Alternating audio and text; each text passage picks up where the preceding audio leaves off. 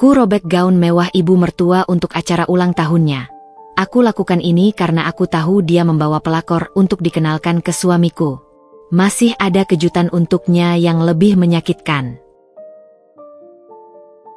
Halo Bunda, semoga Bunda semuanya dalam keadaan sehat dan bahagia ya. Sebelum masuk ke ceritanya, jangan lupa like, komen dan subscribe channel ini ya. Selamat menonton. Dinding ruang tengah apartemen kami yang minimalis, tempat potret pernikahanku dengan Arjuna tergantung dengan bangga, terasa bergetar seiring detak jantungku yang tak beraturan. Udara sore yang biasanya menenangkan, kini terasa berat dan dipenuhi firasat buruk. Di tanganku, selembar undangan elegan berwarna emas berkilauan seolah mengejek, mengumumkan pesta ulang tahun ke-55 Nyonya Anggrek, ibu mertuaku. Bukan undangan itu yang membuat napasku tercekat, melainkan sebuah catatan kecil yang terselip di antaranya, ditulis tangan dengan aksara meliuk yang kukenali sebagai milik ibu mertua. Indira, pastikan Arjuna membawa teman istimewa ke pesta ini. Aku punya seseorang yang sangat ingin kuperkenalkan kepadanya. Seseorang yang akan membawa kebahagiaan sejati bagi keluarga kita. Kalimat itu, yang seharusnya terdengar ramah, justru menusuk ulu hatiku bagai belati dingin. Teman istimewa? Kebahagiaan sejati bagi keluarga kita? Siapa yang dia maksud? Dan mengapa dia harus menekankan kata istimewa dan sejati seperti itu? Nyonya Anggrek tidak pernah sekalipun menganggapku sebagai kebahagiaan sejati.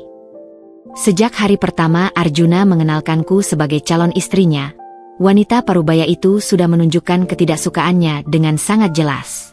Aku, Indira, seorang desainer grafis lepas yang hidup sederhana, selalu menjadi antitesis dari apa yang Nyonya Anggrek idamkan sebagai menantu. Ia selalu memimpikan seorang menantu dari kalangan atas, berpendidikan tinggi di luar negeri, dan memiliki koneksi sosial yang luas. Mantan kekasih Arjuna, seorang sosialita bernama Karina, adalah standar emasnya. Aku, dengan latar belakang keluarga biasa dan gaya hidup sederhana, selalu menjadi bayangan yang redup di matanya. Aku masih ingat bagaimana ia selalu menyindir pilihanku mengenakan busana yang nyaman daripada gaun desainer, atau caraku memilih menghabiskan sore di perpustakaan daripada di klub golf elit. Sindiran-sindiran itu, meski dibalut senyum manis, selalu terasa pahit. Arjuna, suamiku, adalah putra tunggal Nyonya Anggrek. Ia seorang insinyur yang cerdas dan berdedikasi. Pria tinggi dengan mata coklat yang selalu memancarkan kehangatan itu adalah satu-satunya jembatan antara aku dan ibu mertuaku. Arjuna selalu sabar, mencoba menengahi setiap kali ibunya melontarkan komentar menyakitkan. Ia mencintaiku, itu selalu kuyakini. Cinta kami, yang bersemi dari pertemanan lama di bangku kuliah, adalah pilar yang menopang hubunganku dengan Nyonya Anggrek, atau setidaknya begitulah yang kubayangkan. Namun, belakangan ini, ada yang berbeda dari Arjuna. Ia sering pulang larut, beralasan lembur. Senyumnya terkadang terlihat hambar, dan matanya memancarkan kelelahan yang bukan hanya karena pekerjaan. Ia sering sibuk dengan ponselnya, bahkan saat kami sedang makan malam, dan selalu buru-buru menyembunyikannya jika aku mendekat. Ada keretakan kecil yang mulai muncul di antara kami, retakan yang coba kutepis sebagai efek dari tekanan pekerjaan. Tapi catatan dari Nyonya Anggrek ini, seolah memperbesar retakan itu menjadi jurang. Aku beralih ke kalender dinding. Pesta ulang tahun Nyonya Anggrek tinggal seminggu lagi. Cukup waktu baginya untuk merencanakan sesuatu yang jauh lebih besar daripada sekadar kejutan ulang tahun. Pikiranku berputar, menghubungkan titik-titik samar yang selama ini ku coba abaikan. Kunjungan mendadak ibu mertua yang entah kenapa selalu ingin memeriksa ponsel Arjuna, pertanyaan-pertanyaan anehnya tentang jadwal suamiku, dan pandangan mata Nyonya Anggrek yang sesekali menangkapku dengan sorot kemenangan licik. Selama ini, aku selalu berusaha menjadi menantu yang baik. Aku mencoba mengabaikan sindiran Nyonya Anggrek, berusaha memahami sudut pandangnya, dan selalu bersikap hormat. Aku bahkan sudah menyiapkan hadiah ulang tahun istimewa untuknya, sebuah bros antik dari perak yang kubeli dari tabunganku. Aku ingin menunjukkan padanya bahwa aku peduli, bahwa aku ingin menjadi bagian dari keluarganya, meskipun ia tidak pernah menerimaku seutuhnya. Tapi catatan ini, digabungkan dengan perubahan sikap Arjuna dan tingkah aneh ibu mertua, menimbulkan gelombang kecurigaan yang tak bisa lagi kubendung. Sebuah ketakutan mulai merayapiku, ketakutan yang dingin dan mencengkeram. Apakah ini jebakan? Apakah Nyonya Anggrek akhirnya menemukan cara untuk menyingkirkanku dari kehidupan putranya? Siapa? Seseorang yang sangat ingin kuperkenalkan. Itu? Dan mengapa rasanya seperti ini bukan sekadar perkenalan biasa, melainkan pengumuman yang akan mengubah segalanya? Aku menatap kembali undangan emas itu. Kilauan mewahnya kini terasa seperti cerminan tipuan. Di dalam benakku, skenario terburuk mulai terbentuk. Skenario yang melibatkan orang ketiga, yang didukung penuh oleh ibu mertuaku sendiri. Dan aku tahu, jika dugaanku benar, aku tidak akan tinggal diam. Aku mungkin pendiam, tapi aku tidak selemah yang mereka kira. Malam itu, meja makan terasa hampa, meskipun hidangan kesukaan Arjuna, nasi goreng spesial dengan udang dan telur mata sapi, mengepulkan aroma menggoda yang biasanya selalu berhasil membangkitkan selera. Aku duduk di hadapannya, memainkan sendokku di atas piring yang nyaris tak tersentuh, sementara Arjuna asyik dengan ponselnya. Cahaya biru dingin dari layarnya memantul di kacamata bacanya, menciptakan penghalang tak kasat mata di antara kami, sebuah dinding elektronik yang semakin hari semakin tinggi dan tebal. Ini sudah menjadi kebiasaan barunya selama beberapa minggu terakhir. Tenggelam dalam dunia digitalnya setiap kali ada jeda, seolah mencari perlindungan atau pengalihan dari kenyataan di depannya. Arjuna, panggilku pelan, mencoba memecah keheningan yang semakin mencekik. Sebuah keheningan yang kini terasa diselimuti oleh kecurigaan yang membara di dalam diriku. Gumamnya tanpa mengangkat pandangan, jempolnya lincah mengetik, mata terpaku pada layar. Aku menghela napas.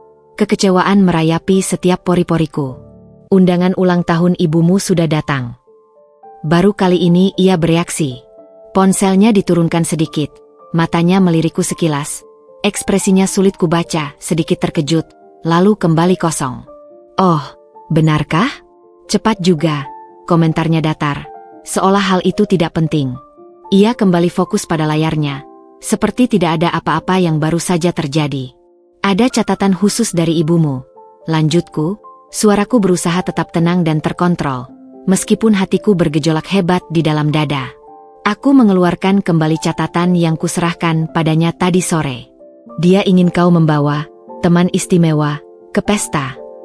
Aku menekankan kata teman istimewa dengan sengaja, mengamati reaksinya. Kali ini, jempol Arjuna benar-benar berhenti bergerak. Ia mengangkat kepalanya sepenuhnya, menatapku dengan sorot mata yang kini terlihat sedikit panik dan bersalah. Teman istimewa, ulangnya, nadanya sedikit lebih tinggi, seperti berusaha meyakinkan dirinya sendiri. Maksudnya apa? Itu yang ingin kutanyakan padamu, kataku, mencoba menembus pertahanannya yang rapuh. Apakah ada sesuatu yang tidak ku ketahui, Arjuna? Sesuatu yang ibumu ingin perkenalkan? Arjuna meletakkan ponselnya di meja, namun tidak sepenuhnya. Ia memiringkannya, seolah secara naluriah berusaha menyembunyikan layarnya dariku. Gerakan refleks itu semakin memancing kecurigaanku. Tidak ada apa-apa, Indira. Kau terlalu memikirkannya. Mungkin ibu hanya ingin aku membawa rekan bisnis atau kolega lama. Kau tahu sendiri bagaimana obsesi ibu dengan koneksi dan perluasan jaringan. Ia mencoba tersenyum, tapi senyum itu tidak mencapai matanya. Terlalu dipaksakan, terlalu palsu. Ia tidak pernah secanggung ini sebelumnya. Aku mendesah, kekecewaan semakin mendalam. Aku tahu ini bohong. Rekan bisnis atau kolega lama tidak akan pernah disebut. Seseorang yang akan membawa kebahagiaan sejati bagi keluarga kita, oleh Nyonya Anggrek. Ibu mertuaku terlalu transparan dalam niatnya. Ia adalah wanita yang manipulatif namun seringkali ceroboh dalam detail. Ia tidak akan repot-repot mengirim catatan tersembunyi seperti itu jika hanya untuk perkenalan bisnis biasa. Ia pasti akan mengirim email resmi atau mengatakannya langsung padaku dengan senyum sinisnya. Arjuna, kataku lagi, mencoba bersikap lembut, berusaha meraihnya kembali. Jika ada masalah, kumohon ceritakan padaku. Kita bisa menyelesaikannya bersama, apapun itu. Aku menatap matanya, berharap melihat kejujuran atau setidaknya sedikit kerentanan. Ia mengalihkan pandangan, menatap piringnya yang masih penuh. Ada kerutan samar di dahinya, pertanda ia sedang berpikir keras mencari alasan lain. Tidak ada masalah, Indira. Aku hanya lelah. Pekerjaan sedang banyak. Kau terlalu memikirkannya. Mungkin ibuku hanya terlalu bersemangat untuk pestanya. Sikapnya yang defensif justru memperkuat kecurigaanku. Pria di hadapanku ini adalah Arjuna yang kukenal, tapi sekaligus bukan. Kehangatan dan keterbukaan yang dulu selalu terpancar kini tertutup kabut tebal.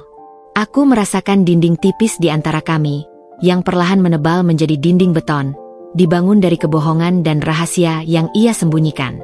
Saat itu, ponselnya bergetar lagi. Sebuah notifikasi masuk. Arjuna dengan refleks cepat meraihnya, namun tidak cukup cepat.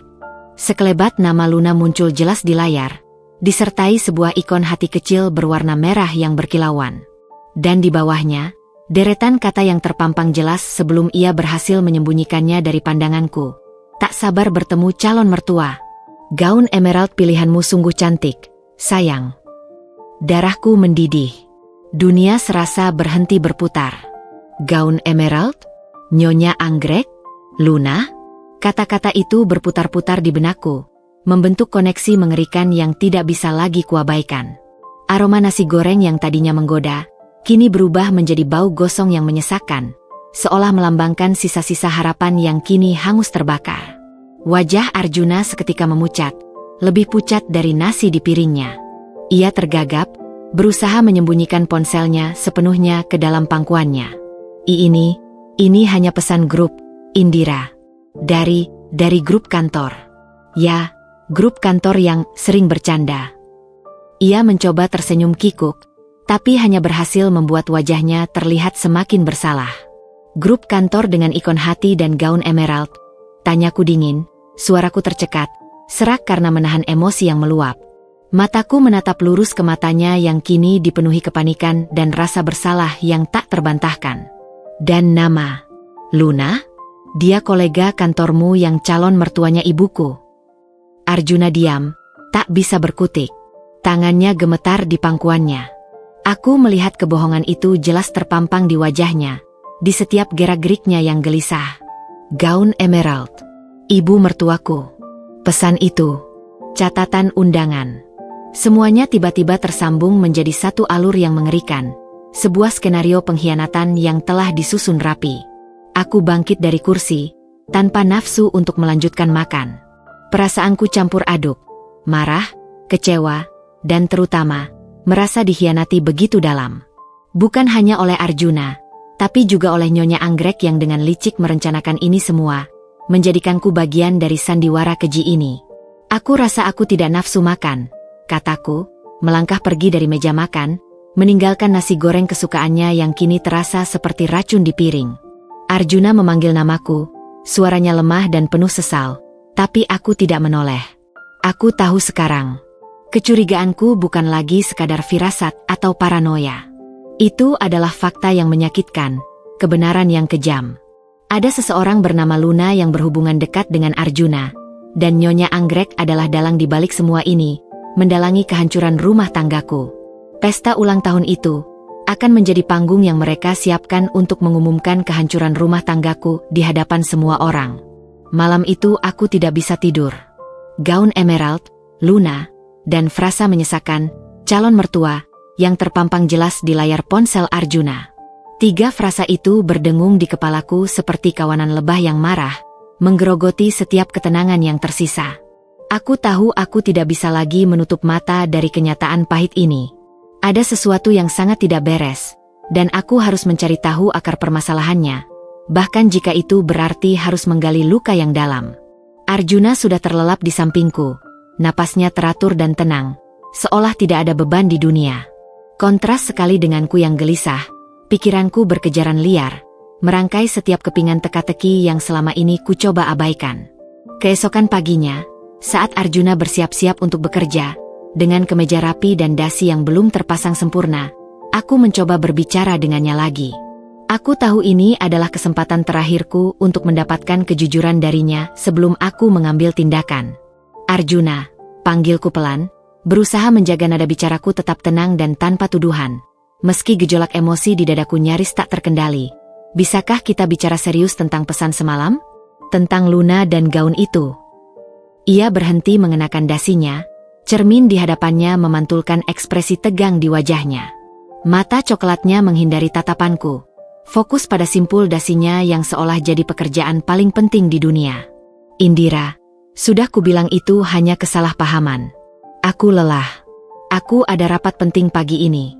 Kumohon, jangan memperkeruh suasana, ya. Ada nada lelah yang jelas dalam suaranya, tapi juga lapisan defensif yang tebal, seolah ia sedang membangun tembok di antara kami. Kesalahpahaman? Desakku. Suaraku sedikit bergetar karena menahan amarah yang mulai membara. Bagaimana bisa, Luna, gaun emerald, dan calon mertua disebut kesalahpahaman? Apa maksudnya, Arjuna? Jelaskan padaku. Ia berbalik, akhirnya menatapku. Matanya menunjukkan sedikit kemarahan yang samar, seolah akulah yang bersalah karena mempertanyakan kesetiaannya. Kenapa kau jadi seperti ini, Indira? Kau tidak percaya padaku? Itu hanya lelucon teman kantor yang tidak lucu. Sungguh, bisakah kau hentikan ini? Aku harus segera pergi. Ia bahkan tidak memberiku kesempatan untuk membalas. Buru-buru meraih tas kerjanya dan melenggang pergi, meninggalkan kekosongan dan keraguan yang semakin besar di hatiku. Kata-kata itu terasa seperti tamparan, menuduhku yang bersalah, menuduhku sebagai istri yang tidak percaya, padahal aku hanya mencari kejelasan. Ia seolah menuduhku yang memicu masalah ini, bukan dirinya yang menyembunyikan kebenaran. Setelah kepergiannya, rumah terasa sunyi. Sunyi yang memekakkan telinga. Sunyi yang diisi oleh suara detak jarum jam yang terasa begitu keras, menghitung mundur waktu menuju pesta yang akan menjadi medan pertempuran. Aku tahu aku tidak bisa lagi menggantungkan diri pada penjelasannya yang penuh kebohongan itu. Aku harus mencari kebenaran sendiri. Pikiranku langsung tertuju pada ponsel Arjuna. Aku tidak pernah memeriksa ponselnya selama ini. Kepercayaan adalah fondasi pernikahan kami, dan aku selalu menjunjung tinggi privasi masing-masing. Tapi saat ini, privasi terasa seperti tirai tebal yang menyembunyikan kebohongan dan pengkhianatan. Rasa sakit karena dikhianati dan harga diri yang tercabik-cabik mengalahkan prinsipku. Dengan tangan gemetar, jantung berdebar tak karuan, aku meraih ponsel Arjuna yang ia tinggalkan tergeletak begitu saja di meja nakas, dekat tumpukan buku yang belum sempat ia baca. Ia memang selalu ceroboh soal ini, sering meninggalkannya begitu saja, menganggap aku tidak akan pernah menyentuhnya. Dan aku memang tidak pernah. Hingga hari ini. Aku tahu kata sandinya, tanggal ulang tahun pernikahan kami, tanggal yang kini terasa ironis. Jantungku berdebar kencang saat layarnya menyala, memancarkan cahaya yang terasa menusuk mata. Aku langsung membuka aplikasi galeri, dengan jemari yang masih sedikit gemetar. Aku mencari foto-foto terbaru, berharap menemukan petunjuk, namun juga takut akan apa yang akan kutemukan. Dan benar saja, di antara foto-foto pekerjaan, tangkapan layar resep makanan yang pernah kami coba bersama, dan beberapa foto kami yang lama, ada sebuah folder tersembunyi dengan nama Proyek Baru. Alisku bertaut. Kenapa harus disembunyikan? Ini bukan folder kerja biasa. Aku membukanya. Di sana, aku melihat foto-foto Nyonya Anggrek sedang tersenyum lebar. Senyum kemenangan yang sangat kukenali, berpose akrab bersama seorang wanita muda. Ya, itu Luna. Dia memiliki rambut pirang panjang tergerai rapi dan senyum manis yang membuatku muak, seolah dia adalah malaikat yang baru saja turun dari surga. Di beberapa foto, Luna sedang mencoba gaun di sebuah butik mewah. Dan yang paling membuat dadaku sesak, menghimpit napasku hingga terasa sangat sulit, ada beberapa foto Luna mengenakan gaun malam berwarna emerald, gaun yang sama persis dengan yang kulihat kemarin di butik, dan Nyonya Anggrek menatapnya dengan tatapan bangga. Gaun itu tampak memukau di tubuh Luna, dan senyumnya penuh kemenangan, seolah dia sudah memenangkan sesuatu yang besar. Kemudian, ada foto lain yang membuat lututku lemas. Foto Nyonya Anggrek, Luna, dan Arjuna. Mereka bertiga sedang duduk di sebuah kafe yang elegan. Nyonya Anggrek terlihat sangat senang, bahkan mengelus lengan Luna dengan akrab. Luna tersenyum genit sambil menggenggam lengan Arjuna, mencondongkan tubuhnya ke arah suamiku. Dan Arjuna? Ia tersenyum canggung, mencoba terlihat santai, tetapi ada sentuhan kelembutan di matanya saat menatap Luna yang tidak pernah kulihat selama berminggu-minggu ini, bahkan saat ia menatapku. Foto-foto itu diambil dalam beberapa minggu terakhir, dan beberapa di antaranya bahkan dari 2 hari yang lalu, saat Arjuna bilang ia, lembur, di kantor hingga larut malam. Duniaku benar-benar hancur, berkeping-keping di lantai. Bukan hanya satu, tapi serangkaian bukti visual yang tak terbantahkan, lebih kuat dari ribuan kata. Gaun emerald itu memang disiapkan untuk Luna, atas arahan Nyonya Anggrek yang licik, dan Arjuna terlibat di dalamnya, bahkan mungkin membayar gaun itu. Mereka merencanakan sesuatu, sebuah skenario kejam, dan aku adalah korban yang buta, diseret ke dalam drama mengerikan ini tanpa sedikit pun informasi. Perasaanku campur aduk. Syok karena kebrutalan mereka, marah karena pengkhianatan, kecewa karena kepercayaan yang hancur, dan amarah yang membara membakar seluruh jiwaku. Nyonya Anggrek tidak hanya mencari pelakor, dia bahkan memilihkan gaun untuknya, mendampinginya, dan Arjuna, suamiku, adalah bagian dari konspirasi yang mengerikan ini. Air mata membasahi pipiku, mengalir panas, tetapi bukan air mata kesedihan atau keputusasaan. Ini adalah air mata amarah yang membara, air mata tekad yang membaja. Gaun emerald itu, yang tadinya kupikir akan menjadi hadiah untuk ibu mertuaku, kini adalah simbol nyata dari pengkhianatan ini. Sebuah gaun yang dibeli dengan uang suamiku, untuk wanita lain, dan disetujui, bahkan didukung, oleh ibu mertuaku sendiri. Rasa harga diriku, kepercayaanku, dan martabatku sebagai seorang istri, tercabik-cabik. Aku tidak akan membiarkan mereka lolos begitu saja. Pesta ulang tahun Nyonya Anggrek adalah panggung yang mereka siapkan untuk mengumumkan kemenangan mereka, dan aku, Indira, akan datang untuk merusaknya. Aku menghapus air mataku dengan kasar, menyisakan jejak basah di pipiku. Sudah cukup aku menjadi menantu penurut dan istri yang sabar. Sudah cukup aku menelan semua sindiran dan perlakuan tidak adil. Kini saatnya aku bertindak. Aku akan memberi mereka kejutan yang tidak akan pernah mereka lupakan. Kejutan yang jauh lebih menyakitkan daripada sekadar gaun yang robek. Aku akan memastikan mereka merasakan sakit yang sama, atau bahkan lebih. Pagi berikutnya, aku bangun dengan tekad baru yang membaja, mengusir sisa-sisa kepedihan dan air mata yang membasahi bantalku semalam. Air mata sudah kering, digantikan oleh bara api yang membara di dalam diriku, memicu kekuatan yang tak pernah kukira kumiliki. Arjuna pulang larut, dan seperti biasa, ia langsung terlelap tanpa sepatah kata pun, bahkan tanpa menoleh sedikit pun ke arahku. Ia bahkan tidak mencoba membangunkanku atau meminta maaf atas perilakunya dan kebohongan yang ia ucapkan. Seolah-olah peristiwa semalam tidak pernah terjadi, atau seolah-olah ia sudah kebal dengan semua kebohongan yang ia ciptakan. Aku tahu ia berharap aku akan melupakannya, atau setidaknya membiarkan masalah ini berlalu seperti masalah rumah tangga biasa yang bisa diselesaikan dengan bujukan atau permintaan maaf semata. Tapi dia salah. Mereka berdua, Arjuna dan Nyonya Anggrek, salah besar. Aku tidak akan pernah melupakannya.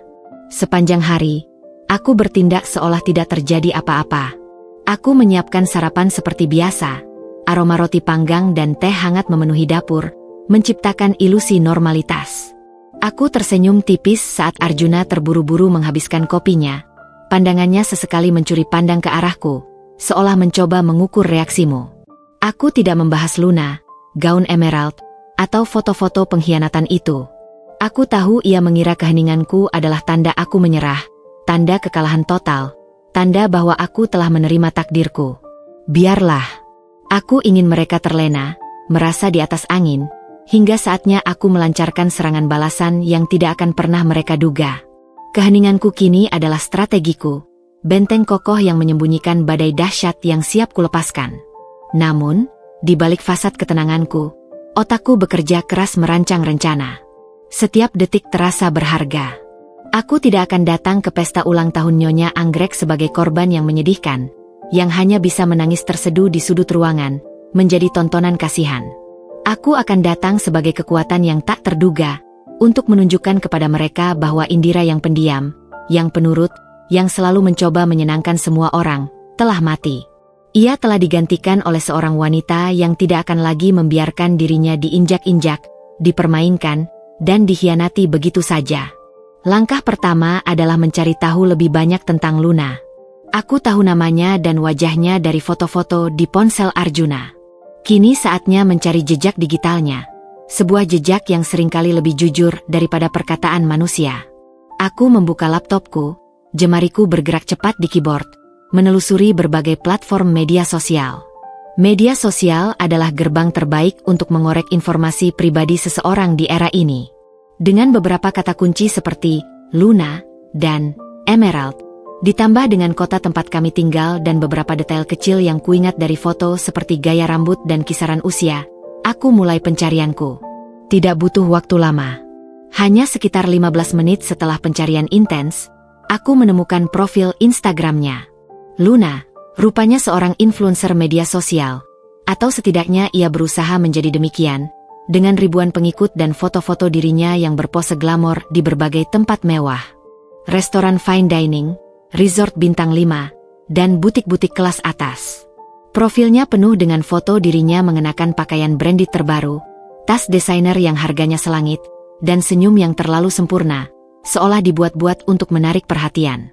Aku mengamati setiap detail, dari gaya busananya hingga lokasi foto, mencari koneksi yang lebih dalam dengan Arjuna atau Nyonya Anggrek, koneksi yang bisa kuungkap di kemudian hari. Dan kemudian, aku menemukannya.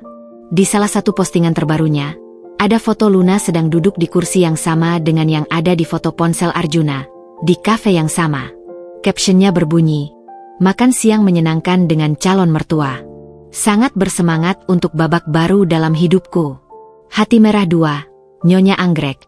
Dengan akunnya sendiri yang penuh dengan selfie dan foto-foto acara sosialita, memberi komentar, "Cantik sekali, sayangku. Tak sabar menunggu tanggal itu."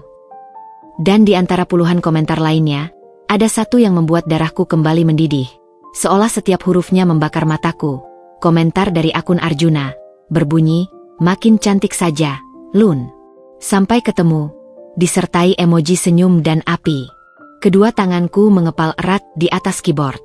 Otot-otot di rahangku mengeras. Babak baru. Tak sabar menunggu tanggal itu.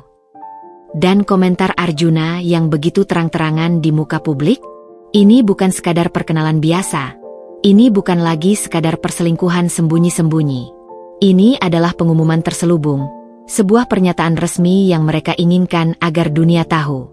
Terutama, mereka ingin aku tahu. Mereka ingin aku merana, patah hati di hadapan semua orang. Aku terus menggulir, mencari lebih banyak bukti. Di profil Nyonya Anggrek sendiri, aku menemukan beberapa foto serupa, merayakan momen kebersamaan dengan Luna, dengan caption yang penuh pujian untuk calon menantu impian, seolah aku tidak pernah ada. Bahkan ada satu video singkat Nyonya Anggrek sedang membantu Luna mencoba gaun di butik yang sama tempat aku melihatnya kemarin. Dan tawa mereka berdua terdengar jelas dan nyaring. Tawa penuh kemenangan dan ejekan. Gaun emerald itu lagi, terpampang jelas, kini seolah menjadi bendera kemenangan mereka. Rencana mereka menjadi sangat jelas dan mengerikan.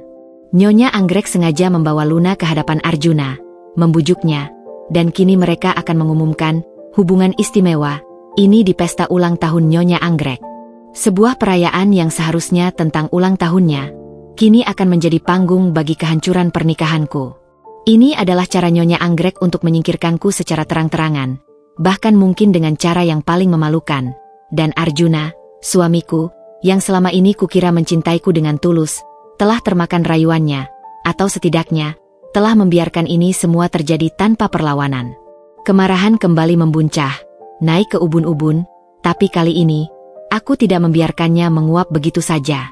Aku menyimpannya, menyalurkannya menjadi energi yang murni, menjadi bahan bakar untuk menyusun strategi balasan yang sempurna.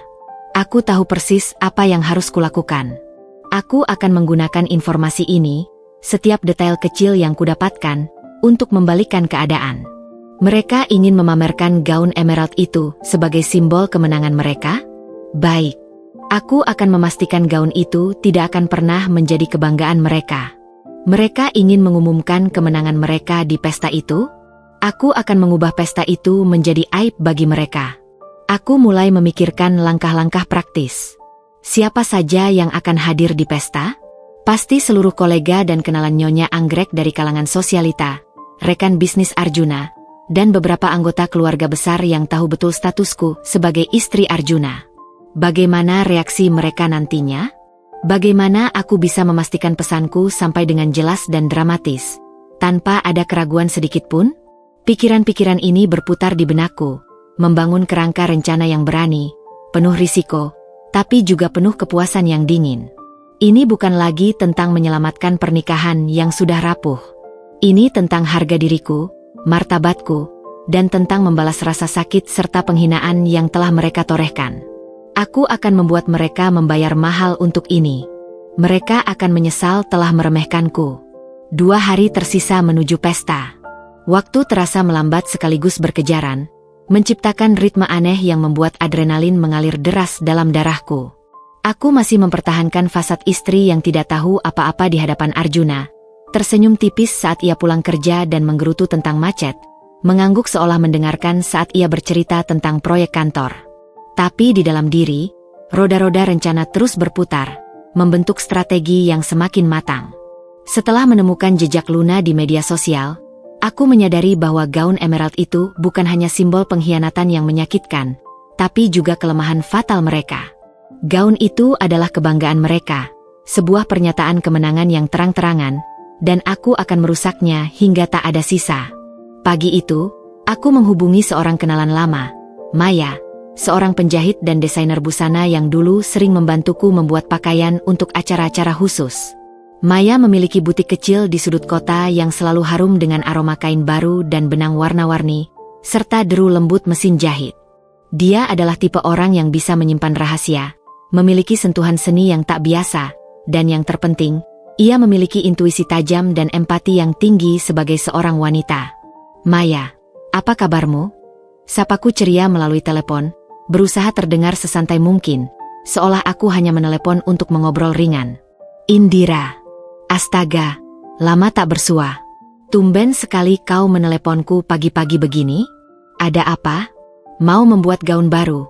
Jawab Maya, suaranya riang dan penuh semangat. Aku butuh bantuanmu, sangat mendesak, kataku, menurunkan nada suaraku sedikit, memberikan isyarat bahwa ini bukan percakapan biasa. Ini rahasia besar. Maya, bisakah kita bertemu hari ini?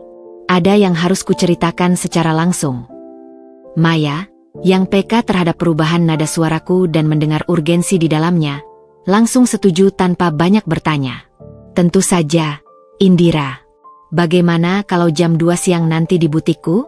Aku ada waktu kosong. Beberapa jam kemudian, aku sudah duduk di butiknya yang nyaman, dikelilingi gulungan kain sutra dan tumpukan pola. Aroma lembut kain baru dan minyak mesin jahit menyelimuti kami. Aku menceritakan semuanya dengan detail, dari undangan Nyonya Anggrek yang mencurigakan, pesan Luna di ponsel Arjuna yang menghancurkan hatiku, hingga foto-foto gaun emerald dan kebersamaan mereka yang terekam jelas di galeri ponsel suamiku. Aku sengaja tidak menahan detail apapun, membiarkan kemarahanku, rasa sakitku, dan penghinaanku tumpah dalam setiap kata. Maya mendengarkan dengan saksama. Sesekali matanya membelalak kaget, rahangnya mengeras. Sebagai seorang wanita, ia mengerti betul rasa sakit dan penghinaan yang kurasakan. Ia bisa merasakan pengkhianatan yang begitu mendalam. Mereka berani sekali, desisnya, mengepalkan tangan di pangkuannya. Jadi, apa rencanamu, Indira? Mau kupinjamkan gunting terbesar yang kumiliki? Kita bisa datang ke pestanya dan merobek gaun itu secara langsung. Ia bertanya, mencoba menghiburku dengan sedikit humor gelap, namun matanya menunjukkan keseriusan. Lebih dari itu, Maya, kataku, tatapanku berubah dingin, dipenuhi dengan tekad yang tak tergoyahkan.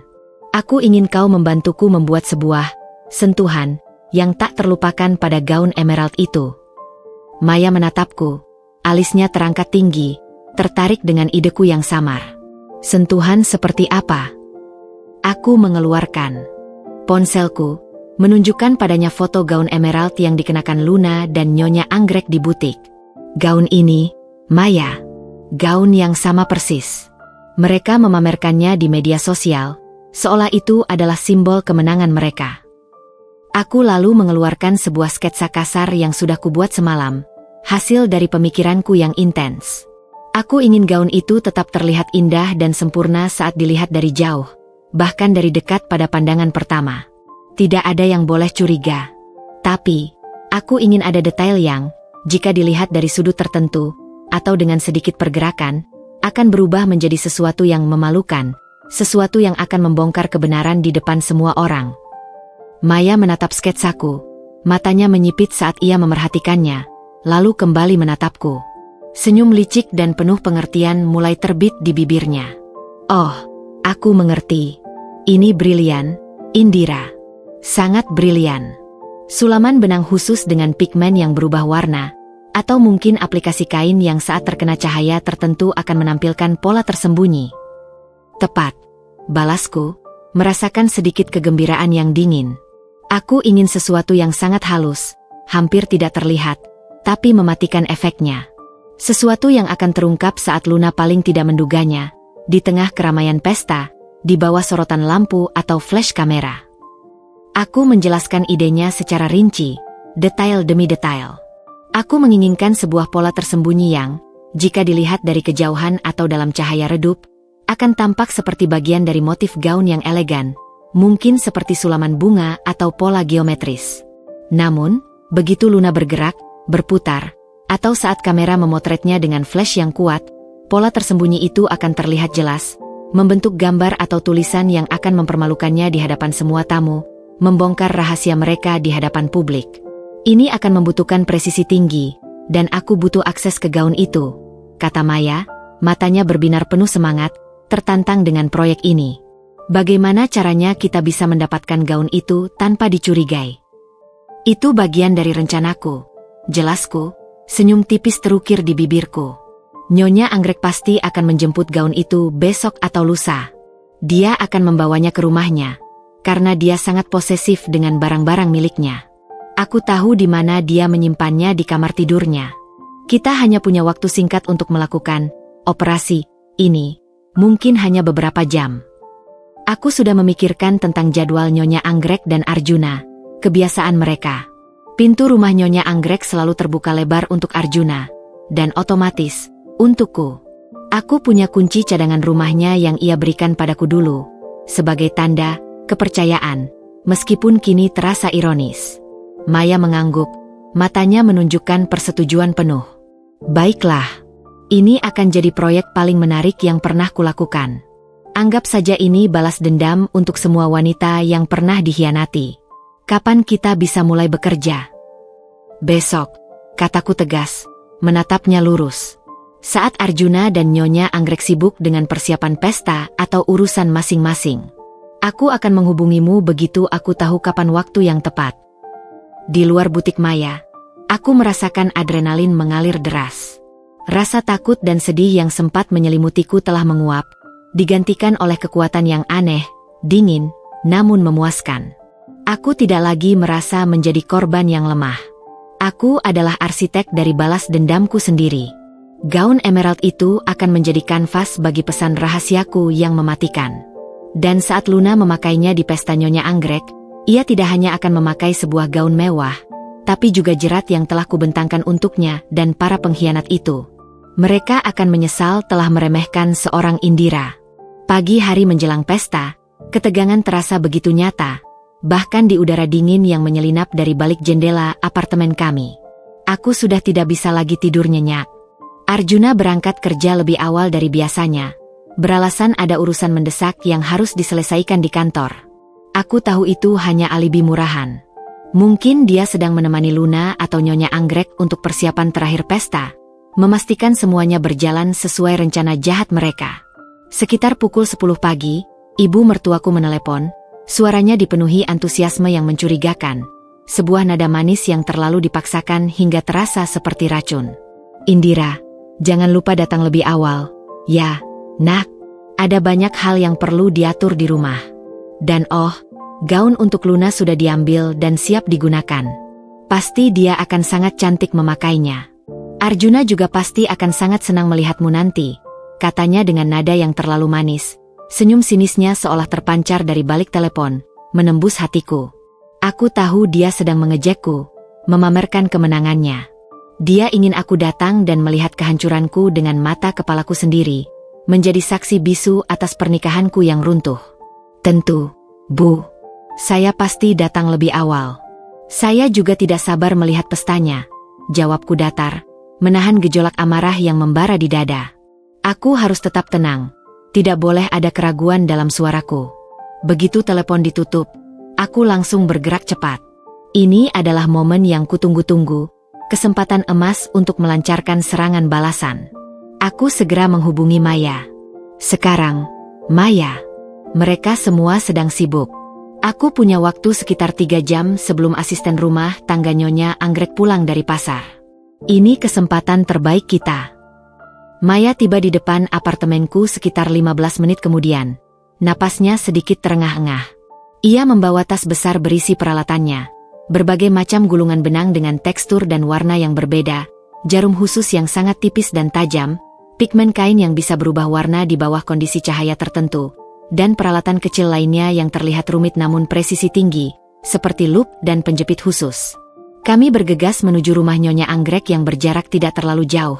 Sebuah rumah megah bergaya kolonial yang dikelilingi taman luas nan terawat, seolah mencerminkan kesempurnaan artifisial pemiliknya. Aku membuka pintu utama dengan kunci cadangan, tangan gemetar, jantungku berdegup kencang seperti genderang perang. Rasanya seperti melakukan misi rahasia yang paling berani, sebuah tindakan kriminal yang akan membebaskanku. Aroma kuat bunga anggrek, bunga favorit Nyonya Anggrek, langsung menyergap indera penciumanku, seolah ibu mertuaku ingin memastikan kehadirannya terasa di setiap sudut rumah, bahkan saat ia tidak ada di sana. Aku tahu ia menyimpan gaun-gaun pentingnya, terutama gaun mahal yang baru diambil, di lemari kaca besar di kamar tidur utamanya, sebuah ruangan yang dijaga ketat namun tak pernah ia duga akan kulanggar. Kami berjalan senyap menyusuri lorong panjang yang sepi. Udara di dalam rumah terasa dingin dan formal, seperti museum yang tak boleh disentuh, cerminan dari pribadi pemiliknya yang kaku dan penuh aturan. Begitu kami masuk ke kamar Nyonya Anggrek, mataku langsung tertuju pada lemari pakaian transparan di sudut ruangan. Dan di sana, menggantung dengan anggun di balik kaca, adalah gaun emerald itu. Warnanya begitu memukau, kain satinnya tampak begitu lembut dan mewah, dan kristal-kristal di permukaannya berkilauan bahkan dalam cahaya redup kamar. Sebuah gaun yang sangat mahal, sangat indah, sangat elegan, dan akan segera menjadi saksi bisu sebuah kehancuran yang telah kurencanakan. Itu dia, bisikku pada Maya, menunjuk gaun itu dengan jari gemetar. Maya mengangguk, matanya meneliti gaun itu dengan saksama. Elegan, dan jelas sangat mahal. Pasti sangat menguras dompet Arjuna. Ada sedikit senyum sinis di bibirnya, seolah ia bisa merasakan kepuasan yang sama sepertiku. Aku membuka lemari kaca dengan hati-hati, memastikan tidak ada suara sedikit pun. Gaun itu terasa dingin dan halus di tanganku saat aku mengeluarkannya. Kami membawanya ke meja rias yang lebar di tengah ruangan, tepat di bawah cahaya jendela yang cukup terang, untuk memastikan setiap detail terlihat jelas. Oke, Indira. Jadi, apa yang akan kita buat di gaun ini? Tanya Maya. Dengan gerakan cekatan ia mengeluarkan peralatan-peralatannya, menyusunnya di atas kain bersih yang ia bentangkan. Aku mengeluarkan sketsa yang sudah kuperbaiki semalaman, hasil dari pemikiranku yang tak henti. Aku ingin sebuah pola yang akan terlihat seperti motif elegan atau sulaman biasa saat lampu redup, atau saat dilihat sekilas. Tapi, saat flash kamera atau lampu sorot terang menyorotnya, akan muncul tulisan jelas di bagian punggung dan dada. Tulisan yang tidak terlalu vulgar atau kotor, tapi cukup untuk membuat semua orang mengerti apa yang sedang terjadi, membongkar kebusukan mereka secara visual. Maya mempelajari sketsa itu dengan serius, alisnya berkerut fokus. Ini akan sangat rumit, Indira.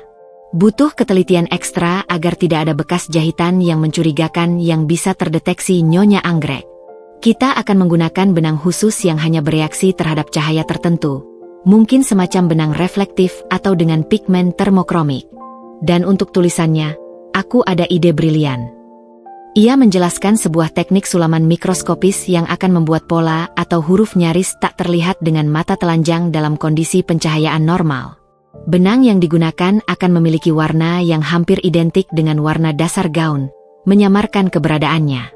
Namun, Begitu terpapar flash kamera atau sorotan lampu panggung yang kuat, pigmen pada benang akan memantulkan cahaya berbeda, menonjolkan tulisan atau gambar yang tersembunyi itu. Sepanjang 2 jam berikutnya, kami bekerja dalam diam yang intens, hanya suara jarum yang beradu lembut dengan kain sutra yang memecah keheningan.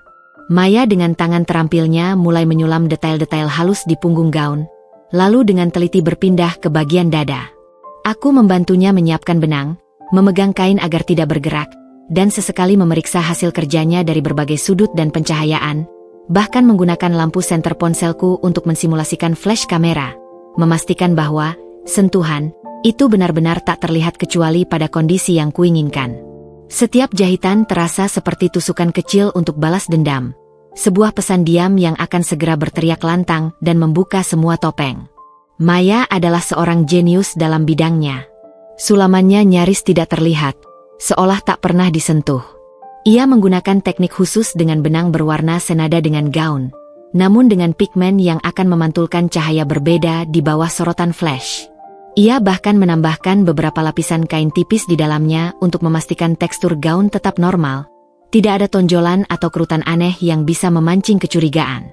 Saat pekerjaan selesai, gaun itu tampak sama persis seperti sebelumnya. Tidak ada kerutan, tidak ada benang yang mencuat, tidak ada tanda-tanda intervensi yang terlihat oleh mata telanjang. Namun, aku tahu di baliknya, ada pesan yang menunggu untuk terungkap. Pesan yang akan mengguncang pesta Nyonya Anggrek dan membuka mata semua orang tentang kebusukan yang mereka sembunyikan. Selesai, bisik Maya, menyeka keringat di dahinya, senyum puas terukir di bibirnya. Ini akan jadi malam yang tak terlupakan bagi mereka. Aku tersenyum, senyum dingin penuh kepuasan. Terima kasih banyak, Maya. Kau telah membantuku menciptakan sebuah mahakarya. Mereka tidak akan pernah bisa melupakan ini.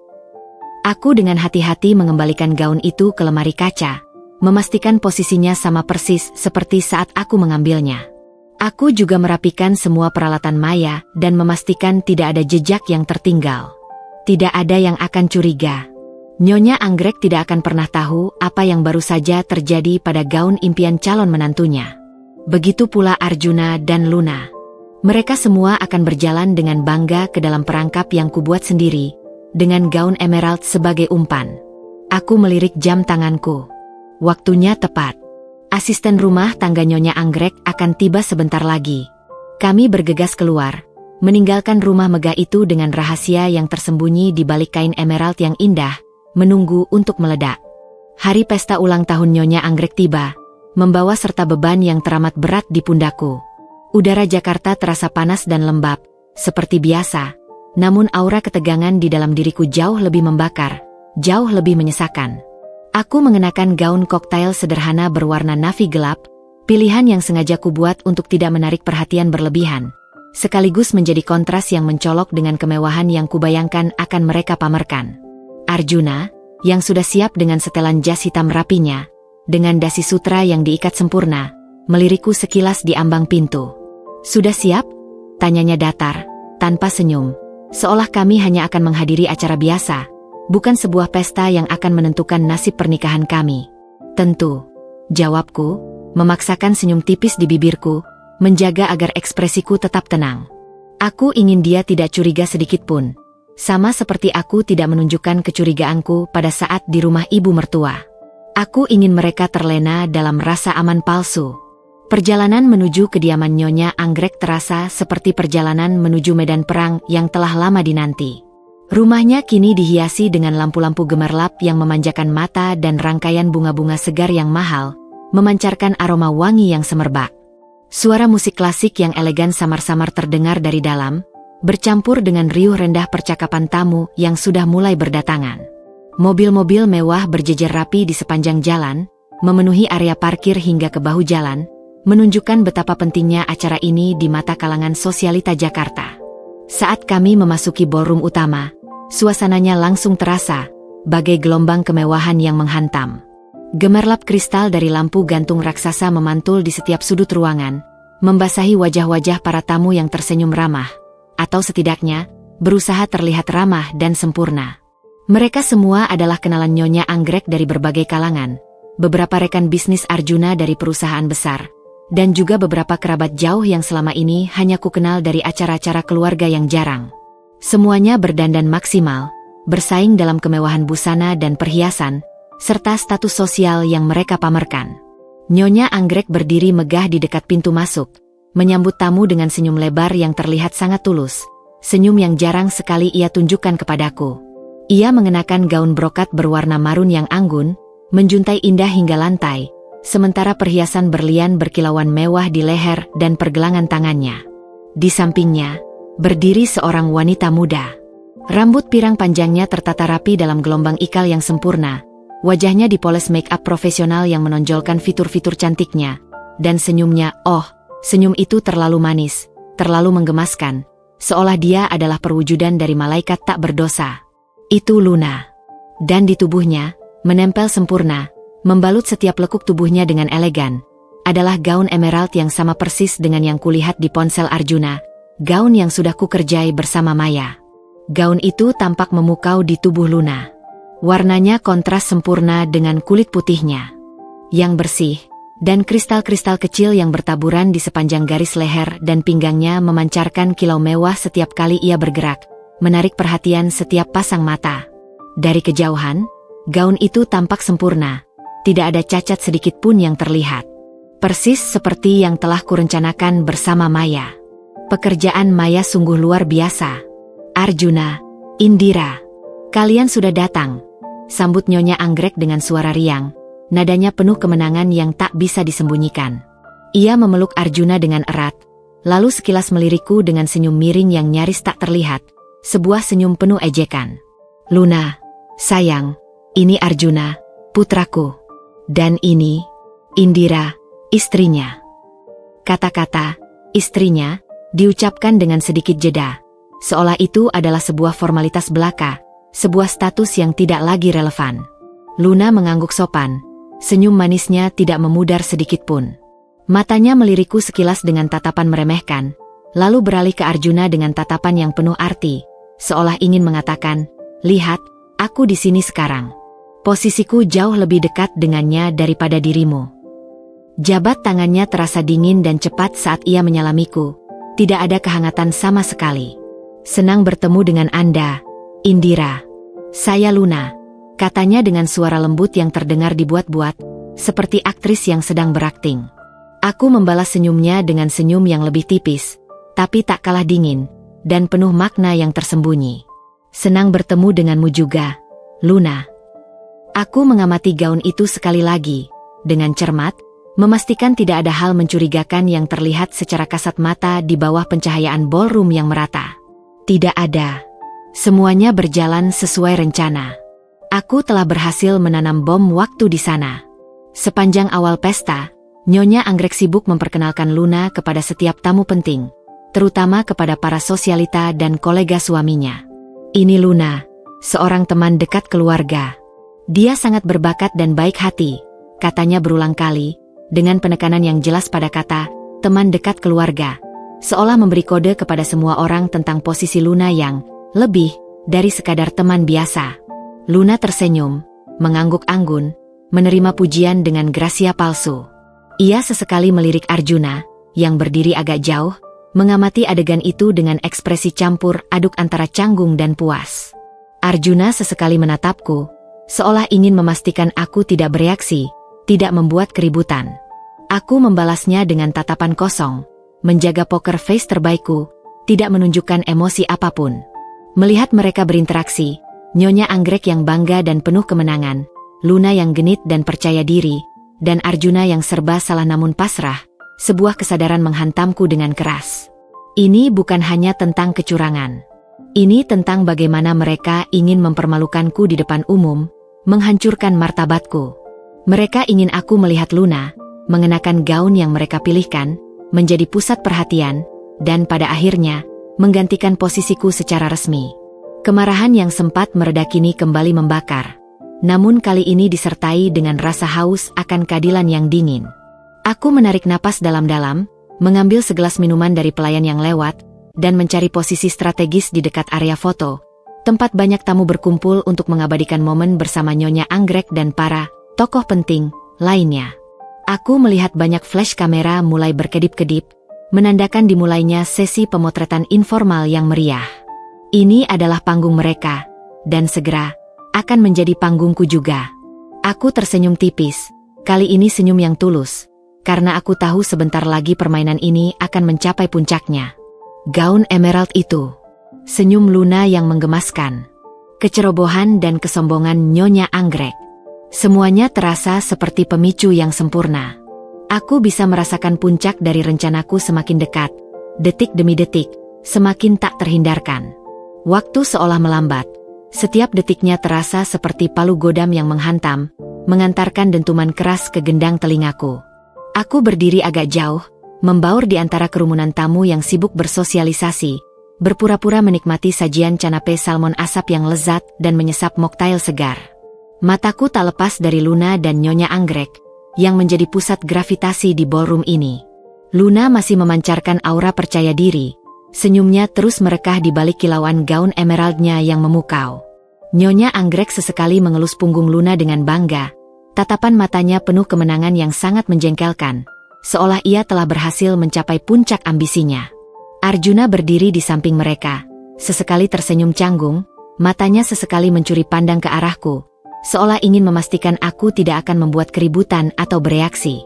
Aku membalasnya dengan tatapan kosong, menjaga poker face sempurna, menyembunyikan badai yang siap kulepaskan. Saatnya tiba. Pembawa acara, seorang MC terkenal di kalangan sosialita, dengan suara lantang dan penuh semangat mengumumkan bahwa Nyonya Anggrek akan memberikan pidato singkat sebagai ucapan terima kasih, dan dilanjutkan dengan sesi pemotretan bersama keluarga inti dan beberapa tamu istimewa. Aku tahu ini adalah momen yang kutunggu, momen yang telah kurencanakan dengan cermat. Nyonya Anggrek melangkah anggun ke tengah panggung kecil yang telah disiapkan khusus, diiringi tepuk tangan meriah dari para tamu. Luna mengikutinya, berdiri anggun di sampingnya, dengan gaun emeraldnya yang memukau mata semua orang. Arjuna ikut naik ke panggung, berdiri di sisi lain ibunya, membentuk formasi keluarga bahagia yang sempurna, setidaknya di mata mereka. Terima kasih yang sebesar-besarnya atas kehadiran Anda semua di hari bahagia ini. Suara Nyonya Anggrek menggema melalui mikrofon, dipenuhi kebahagiaan yang semu, namun sangat meyakinkan. Saya sangat bersyukur atas semua cinta dan dukungan yang telah diberikan kepada saya dan keluarga. Dan di hari spesial ini, saya ingin memperkenalkan seseorang yang akan membawa kebahagiaan baru, warna baru, dan harapan bagi keluarga kami. Jantungku berdebar lebih kencang, memukul-mukul rusukku seolah ingin lepas. Ini dia. Momen pengumuman itu. Luna tersenyum lebih lebar, bibirnya melengkung sempurna, melirik Arjuna dengan mata berbinar penuh makna kemenangan. Arjuna menunduk sedikit, tampak tidak nyaman, namun tidak ada perlawanan. Aku bisa merasakan tatapan penasaran para tamu tertuju pada Luna, bertanya-tanya siapa dia sebenarnya, mengapa dia begitu istimewa di pesta Nyonya Anggrek. Nyonya Anggrek meraih tangan Luna dengan bangga, matanya berbinar-binar penuh kegembiraan. Perkenalkan, ini Luna Paramita. Dia bukan hanya seorang teman dekat, tapi juga seseorang yang akan segera menjadi bagian dari keluarga besar kita. Dia akan membawa warna baru dan harapan bagi putra saya, Arjuna. Kata-kata itu, yang seharusnya menjadi proklamasi kebahagiaan, terasa seperti belati yang menusuk. Seketika, bisikan-bisikan mulai terdengar di antara para tamu. Awalnya samar, lalu semakin jelas. Beberapa pasang mata beralih ke arahku, penuh rasa ingin tahu, rasa terkejut, dan mungkin sedikit kasihan. Aku tetap berdiri tegak, tak bergeming, membiarkan mereka melihatku sebagai istri yang tak berdaya, terpojok. Maya pernah mengingatkanku, dramanya akan lebih terasa jika aku tidak bereaksi berlebihan sebelum puncaknya. Biarkan mereka merasa simpati, sebelum aku membalikkan keadaan. Dan sekarang, lanjut Nyonya Anggrek, nada suaranya dipenuhi kemenangan yang meluap-luap, mari kita abadikan momen kebahagiaan ini. Para fotografer, silakan. Seketika itu juga, rentetan flash kamera mulai berkedip-kedip tak henti, menerangi panggung dengan cahaya terang benderang. 1, 2, 3 kali jepretan. Setiap flash yang menyambar terasa seperti kilat yang menyambar gaun emerald itu, mengungkapkan rahasia yang tersembunyi, satu persatu. Aku melihatnya. Awalnya hanya samar, seperti bayangan yang lewat. Namun, dengan setiap flash yang lebih terang, setiap jepretan kamera yang membabi buta, semakin jelas terlihat. Di bagian punggung gaun Luna, tepat di antara tulang belikatnya, muncul siluet tulisan yang samar-samar. Lalu, di bagian dadanya, di dekat garis leher, juga terlihat pola yang aneh, seolah ada cacat tersembunyi. Para tamu mulai berbisik-bisik, tidak lagi bisikan penasaran tentang Luna, melainkan bisikan keheranan dan kebingungan yang semakin gaduh. Beberapa orang mulai saling menunjuk ke arah panggung. Mereka yang memegang ponsel dan mengambil foto, tiba-tiba mematung, menatap layar ponsel mereka dengan mata terbelalak, wajah mereka berubah pucat. Nyonya Anggrek, yang masih memegang tangan Luna dan menikmati sorotan, menyadari ada sesuatu yang tidak beres. Senyumnya perlahan memudar, matanya menyipit, bingung dengan keributan yang tiba-tiba. Luna juga merasakan perubahan suasana. Ia melirik ke bawah, lalu ke arah Nyonya Anggrek dengan ekspresi bertanya. Seorang wanita parubaya, sahabat dekat Nyonya Anggrek, yang kebetulan berdiri di dekat panggung dan baru saja memotret Luna, menjerit kecil. Astaga! Apa itu? Ia menunjuk ke arah Luna dengan jari gemetar. Wajahnya pucat pasi, menampakkan kengerian. Nyonya Anggrek dengan cepat membalikkan Luna, ingin melihat sendiri apa yang terjadi. Matanya membelalak. Ekspresi terkejut dan ketidakpercayaan terpampang jelas di wajahnya, seolah melihat hantu. Gaun emerald yang tadinya memukau, kini menjadi panggung bagi sebuah pesan yang memalukan. Di punggung Luna, terpampang jelas sulaman dengan pigmen khusus yang kini terlihat kontras dan mencolok, membentuk tulisan berukuran sedang yang tak terbantahkan, pembeda cinta. Dan di dada, tepat di atas jantung, terlihat samar siluet hati yang retak, terbelah menjadi dua, seolah mencerminkan keadaan pernikahanku. Sulaman itu, yang dirancang oleh Maya dengan sangat cerdas dan penuh perhitungan, hanya terlihat dengan jelas di bawah sorotan flash yang terang atau lampu panggung. Dalam cahaya normal, ia akan membaur dengan motif gaun, tampak seperti bagian dari bordiran mewah. Tapi kini, di bawah kilatan cahaya kamera yang terus-menerus dan sorotan lampu yang kuat, pesannya menjadi sangat terang dan jelas, memicu gelombang keheranan, syok, dan rasa malu di antara para tamu. Bisikan-bisikan berubah menjadi gumaman yang lebih keras, disusul tawa-tawa tertahan yang disembunyikan di balik tangan, dan tatapan-tatapan menghakimi yang tertuju pada Luna dan Nyonya Anggrek. Luna terhuyung, mencoba menatap punggungnya sendiri yang tidak bisa ia lihat, wajahnya memerah padam, menahan air mata yang mulai menggenang. Ia mencoba menyentuh bagian belakang gaunnya, namun tidak bisa menjangkaunya. Nyonya Anggrek terlihat seperti tersambar petir. Wajahnya yang tadinya penuh kemenangan, kini pucat pasi, matanya melotot pada gaun itu, lalu beralih tajam padaku, penuh amarah dan tuduhan yang membara. Dia tahu siapa pelakunya di balik semua ini. Arjuna, yang tadinya hanya terdiam, berdiri kaku di panggung, kini menyadari kekacauan itu. Ia melihat ke gaun Luna, lalu ke arahku. Ekspresinya campuran antara syok, malu, marah, dan juga sedikit pengakuan bersalah. Ia mengerti. Ia tahu apa artinya ini. Pesta yang tadinya gemerlap kini berubah menjadi hening yang mematikan, hanya diselingi jepretan kamera yang terus-menerus, seolah mengabadikan aib yang baru saja terkuak di hadapan semua orang. Gaun emerald itu, yang seharusnya menjadi simbol awal kebahagiaan baru Luna dan kemenangan Nyonya Anggrek, kini menjadi bukti pengkhianatan yang paling memalukan, dipertontonkan di hadapan semua orang. Suasana pesta yang tadinya meriah dan dipenuhi gelak tawa kini berubah menjadi hening mencekam yang memekakkan telinga. Bisikan-bisikan seperti desiran angin liar mulai menyebar di antara para tamu, membesar menjadi gumaman-gumaman tajam dan seruan terkejut.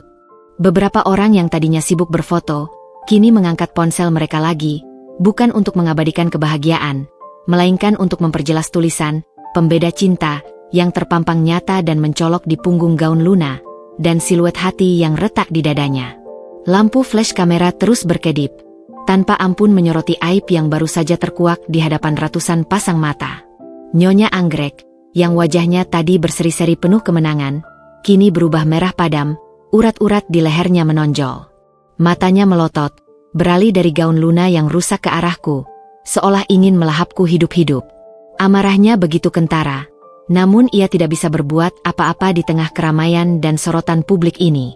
Ia menarik Luna dengan kasar, berusaha menutupi bagian punggung gaun itu dengan tangannya, namun usahanya sia-sia. Semakin ia berusaha menutupi, semakin banyak flash yang menyambar, dan semakin jelas pesan itu terlihat, seolah menertawakan upayanya. Luna, yang tadinya angkuh dan penuh percaya diri, kini berdiri mematung di tengah panggung. Wajahnya pucat pasi seperti mayat, menahan malu yang luar biasa. Air mata mulai menggenang di pelupuk matanya yang tadi berbinar. Ia menatap ke sekeliling, mencari celah untuk melarikan diri dari sorotan memalukan itu. Namun semua pasang mata, baik itu keluarga, kolega bisnis, maupun sosialita, tertuju padanya dengan tatapan menghakimi. Ia mencoba berbicara, membuka mulutnya, namun suaranya tercekat di tenggorokan, tidak ada satupun kata yang bisa keluar. Arjuna, yang berdiri di samping Nyonya Anggrek, tampak seperti orang yang baru saja terbangun dari mimpi buruk terburuknya. Syok, malu, dan marah bercampur aduk di wajahnya, menciptakan ekspresi yang tidak bisa ia sembunyikan. Ia menatap gaun Luna yang kini menjadi bahan tertawaan, lalu beralih ke arahku. Kali ini, matanya tidak lagi menunjukkan kemarahan atau kebosanan, melainkan campuran penyesalan yang mendalam dan ketidakberdayaan. Ia tahu bahwa ini adalah ulahku, dan ia tahu mengapa aku melakukannya. Ia mencoba mendekatiku, seolah ingin berbicara atau meminta maaf, tapi Nyonya Anggrek menahannya dengan kasar, mencengkeram lengannya erat. "Arjuna, jangan mendekati wanita itu," teriak Nyonya Anggrek dengan suara tertahan, namun cukup jelas terdengar di tengah keheningan yang tebal itu. Suaranya penuh amarah dan tuduhan. "Ini pasti ulahnya. Dia merusak segalanya. Dia wanita gila." Teriakan Nyonya Anggrek, alih-alih meredakan situasi, justru membuat suasana semakin riuh. Para tamu yang tadinya hanya berbisik, kini mulai berbicara lebih keras, berspekulasi tentang apa yang sebenarnya terjadi. Beberapa orang yang mengenaliku dan Arjuna, saling berpandangan dengan tatapan campur aduk antara kasihan dan rasa ingin tahu yang tak terbendung. Aku bisa mendengar sebagian dari mereka berbisik tentang istri sah yang terzalimi dan pelakor yang baru saja dipermalukan. Gosip akan menyebar bagai api di antara mereka. Aku berjalan maju perlahan, langkah demi langkah, mendekati panggung, tanpa ekspresi di wajahku. Aku ingin mereka semua melihatku, melihat bahwa aku bukanlah wanita lemah yang bisa mereka permainkan, yang bisa mereka injak-injak. Setiap langkah terasa ringan, seolah beban berat yang selama ini menimpaku telah terangkat, digantikan oleh kekuatan yang aneh. "Merusak segalanya, Bu?" Suaraku terdengar tenang dan jelas, menggaung di ballroom yang sunyi, menarik perhatian penuh setiap orang. Aku tidak perlu berteriak. Semua mata kini tertuju padaku, menunggu apa yang akan kukatakan. Atau justru mengungkapkan kebenaran yang selama ini ibu dan putra ibu sembunyikan. Nyonya Anggrek terkesiap, melotot padaku, rahangnya terkatup rapat. "Indira, beraninya kau. Ini penghinaan." "Berani?" Aku tersenyum dingin, senyum yang sama sekali tidak mencapai mataku, penuh kepuasan yang dingin. Bukankah ibu yang mengajarkan saya untuk berani memperjuangkan apa yang menjadi hak saya? Bukankah ibu yang sangat ingin memperkenalkan kebahagiaan baru bagi keluarga kita? Bahkan jika itu berarti menghancurkan kebahagiaan yang sudah ada? Dan bukankah ibu yang memilihkan gaun ini untuk calon menantu impian ibu, Luna Paramita?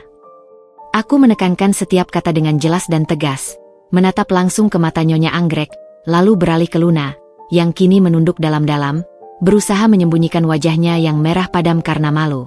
Arjuna, yang terperangkap di antara mereka berdua, wajahnya memucat, mencoba melangkah ke arahku lagi, tangannya terulur. "Indira, kumohon ini tidak seperti yang kau kira. Jangan kumohon padaku, Arjuna," potongku tanpa menoleh sedikit pun padanya. Suaraku tetap tenang, tapi penuh penekanan. "Kumohon pada ibumu, dan pada teman istimewamu, ini. Mereka yang merancang semua ini, bukan aku. Aku hanya mengungkapkan apa yang kalian sembunyikan."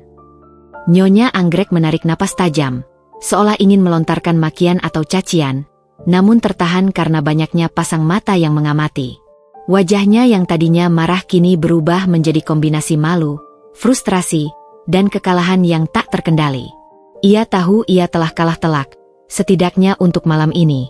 Seluruh rencananya hancur berantakan di hadapan tamu-tamu terhormatnya, di tengah pesta yang seharusnya menjadi panggung kemenangannya. Dengan cepat, Nyonya Anggrek menarik Luna dari panggung, hampir menyeretnya paksa. "Cukup. Pesta ini selesai. Semuanya bubar," teriaknya. Suaranya paruh menahan amarah dan malu yang membuncah. Beberapa pelayan tampak panik, berusaha menghentikan musik dan memadamkan sebagian lampu ballroom yang tadinya terang benderang. Para tamu mulai bubar, bergegas keluar, berbisik-bisik, melirik kami dengan rasa penasaran yang tak terbendung. Beberapa dari mereka bahkan tampak menyeringai, puas melihat drama yang baru saja terjadi. Aku berdiri di sana, di tengah ballroom yang mulai sepi, mengamati kekacauan yang kubuat, merasakan kepuasan yang dingin dan mendalam. Gaun emerald itu, yang kini terlihat jelas dengan pesan tersembunyinya, adalah bukti bisu dari kebohongan dan pengkhianatan yang telah mereka sembunyikan. Ini adalah antiklimaks yang sempurna bagi rencana mereka. Aib mereka telah terkuak, dan tidak ada yang bisa mereka lakukan untuk memperbaikinya. Setelah kepergian histeris Nyonya Anggrek yang menyeret paksa Luna keluar dari ballroom yang mulai kosong, suasana perlahan kembali sunyi. Musik yang tadinya mengalun merdu sudah berhenti total. Hanya menyisakan gema bisikan terakhir para tamu yang buru-buru meninggalkan lokasi, seolah menghindari aura bencana. Aroma anggrek yang tadinya semerbak dan memabukkan, kini terasa menyesakan, seolah dipenuhi bau aib yang tak terucapkan, melekat di setiap perabot mewah. Aku masih berdiri di tengah panggung, di mana beberapa menit yang lalu Luna berdiri dengan gaun emerald yang kini menjadi saksi bisu, gaun yang menyimpan sebuah rahasia pahit. Arjuna adalah satu-satunya yang tersisa di ballroom itu bersamaku. Ia masih berdiri mematung di sisi panggung, tangannya mengepal di samping tubuhnya, tatapan matanya kosong, menatap lantai marmer yang kini tampak kotor oleh pecahan hati kami. Lampu-lampu ballroom yang sebagian besar sudah dimatikan, hanya menyisakan penerangan redup dari beberapa lampu dinding, menambah kesan suram pada pemandangan itu, seolah menyembunyikan kehancuran yang terjadi. "Indira," suaranya serak, nyaris tak terdengar, seolah tenaganya terkuras habis. Ia melangkah turun dari panggung, mendekatiku dengan langkah gontai. Wajahnya yang tadi pucat kini dihiasi rona merah karena malu yang mendalam, terlihat jelas di bawah pencahayaan minim. "Apa yang sudah kau lakukan?"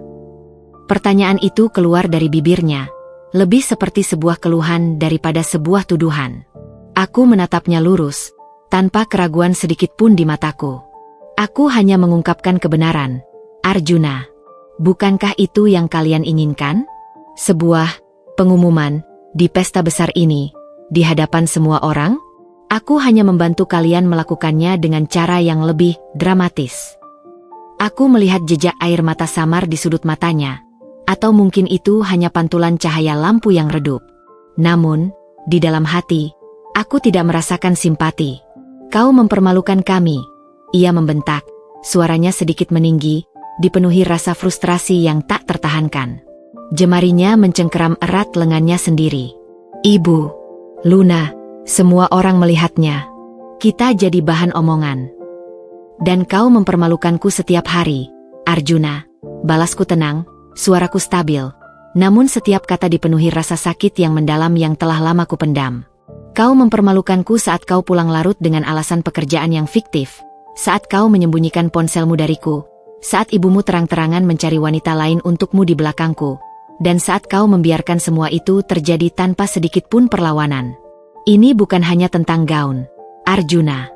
Ini tentang kepercayaan yang kau hancurkan, tentang kehormatan yang kau injak-injak dengan tindakanmu." Ia terdiam, tak mampu membantah, bibirnya terkatup rapat. Bahunya merosot, seolah menanggung beban yang tak terlihat. Aku bisa melihat pertarungan batin yang hebat di matanya, antara rasa bersalah yang menusuk dan kemarahan karena rencananya terbongkar dan ia dipermalukan. Aku tidak bermaksud menyakitimu, Indira," gumamnya, suaranya kini terdengar penuh penyesalan, namun terlambat. Aku bingung. Ibuku terus mendesakku. Ia mengancam akan menarik semua fasilitas jika aku tidak menuruti keinginannya. Aku tertekan. Desakan ibumu. Aku tertawa hambar, sebuah tawa yang dipenuhi kepahitan. "Kau adalah suamiku, Arjuna. Kau seharusnya melindungiku, melindungi pernikahan kita yang sah di mata hukum dan Tuhan, bukan menjadi boneka ibumu yang memperkenalkan selingkuhanmu di pesta ulang tahunnya sendiri. Alasanmu itu tidak akan pernah cukup untuk membenarkan tindakanmu. Air mata yang kutahan sejak tadi, yang telah menggenang di pelupuk mataku, akhirnya meluap, namun tidak sampai jatuh membasahi pipi. Aku tidak akan membiarkan dirinya melihatku menangis di depannya, di tempat kehancuran ini. Arjuna melangkah lebih dekat, mengulurkan tangan seolah ingin menyentuhku, meraihku, atau setidaknya memelukku. Indira, aku mohon, beri aku kesempatan untuk menjelaskan semuanya dari awal. Ini tidak seperti yang kau kira. Kita bisa memperbaikinya. Aku mundur selangkah, menepis tangannya yang terulur seolah itu adalah bara api. Menjelaskan apa, Arjuna? Menjelaskan pesan calon mertua dari Luna? Menjelaskan foto-foto mesra di ponselmu? Menjelaskan gaun emerald ini yang sengaja kalian pamerkan? Aku menunjuk ke arah panggung. Tempat gaun itu masih terbayang-bayang di benakku, lambang pengkhianatan yang nyata. Semuanya sudah sangat jelas. Bukti sudah bicara. Tidak ada lagi yang perlu dijelaskan atau diperbaiki. Hening kembali menyelimuti kami, lebih berat dari sebelumnya. Keheningan yang dipenuhi puing-puing kepercayaan dan cinta yang hancur, yang kini berserakan di lantai. Ini bukan lagi badai amarah yang meledak, melainkan keheningan setelah badai, yang justru lebih menyakitkan karena semua sudah terungkap, tanpa ada jalan kembali, tanpa ada kata-kata yang bisa memutar waktu. Arjuna menatapku dengan mata memohon, tatapan putus asa yang menyedihkan. Namun aku tidak melihat ketulusan yang cukup untuk memaafkannya saat ini, tidak setelah semua yang telah ia lakukan. Ia telah memilih jalannya, ia telah memilih untuk mengkhianatiku, dan aku telah memilih jalanku sendiri, jalan kebebasan dari ikatan yang penuh kebohongan ini. Aku tidak menyesali perbuatanku sama sekali. Aku telah berteriak tanpa suara, dan pesanku telah tersampaikan dengan sangat jelas kepada semua orang yang seharusnya mendengarnya.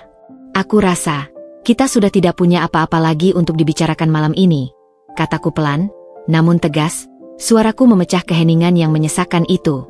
Aku berbalik, melangkah menuju pintu keluar ballroom, meninggalkan Arjuna sendirian di tengah kekacauan yang tersisa dari pesta yang seharusnya bahagia itu.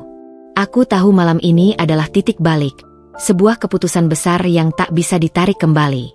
Babak baru dalam hidupku baru saja dimulai. Malam itu, aku tidak kembali ke apartemen kami. Tempat kenangan pahit dan pengkhianatan masih terasa begitu pekat di setiap sudut. Aku naik taksi, melaju membelah jalanan Jakarta yang sepi, menuju rumah orang tuaku. Mama dan papa terkejut melihatku tiba di tengah malam, dengan mata sembab yang tak bisa kubohongi dan aura lelah yang tak bisa kusembunyikan. Tanpa banyak bicara, Mama langsung memelukku erat, seolah tahu ada badai besar yang baru saja menerjangku, menghancurkan segalanya. Setelah menenangkan diri, duduk di sofa ruang keluarga yang hangat, aku menceritakan semuanya dengan suara pelan dan bergetar. Dari kecurigaan awal yang terus menghantuiku, penemuan pesan-pesan gelap di ponsel Arjuna, hingga sketsa gaun emerald yang kurencanakan, dan akhirnya, klimaks dramatis di pesta Nyonya Anggrek yang kini telah menjadi panggung aib. Aku tidak menahan detail apapun, membiarkan semua rasa sakit, amarah, dan penghinaan tumpah, mengalir bersama air mata yang kini tak bisa lagi kubendung.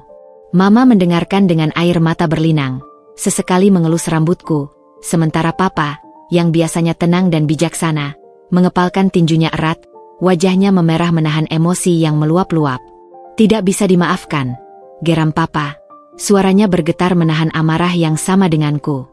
Beraninya mereka melakukan ini padamu, nak, mempermalukanmu seperti itu. Dan Arjuna, bagaimana bisa dia tega? Dia putra yang tidak tahu diuntung. Mama mengusap punggungku, memberikan kekuatan. Sudah, nak, kamu sudah berani. Itu yang terpenting sekarang. Kamu sudah membela diri. Mereka mendukung keputusanku sepenuhnya. Mereka tahu aku bukan tipe yang gegabah atau suka membuat keributan. Dan jika aku sampai bertindak sejauh ini, berarti situasinya sudah sangat parah dan tidak bisa lagi ditoleransi. Mereka memintaku untuk tetap tinggal di rumah mereka sementara waktu, menawarkan pelukan dan dukungan tanpa syarat. Aku mengangguk. Aku tahu aku tidak bisa kembali ke tempat yang menyimpan begitu banyak kenangan pahit dan pengkhianatan, tempat di mana aku tidak lagi merasa aman. Keesokan paginya, badai yang lebih besar datang, bukan lagi badai emosi pribadi, melainkan badai sosial yang tak terhindarkan.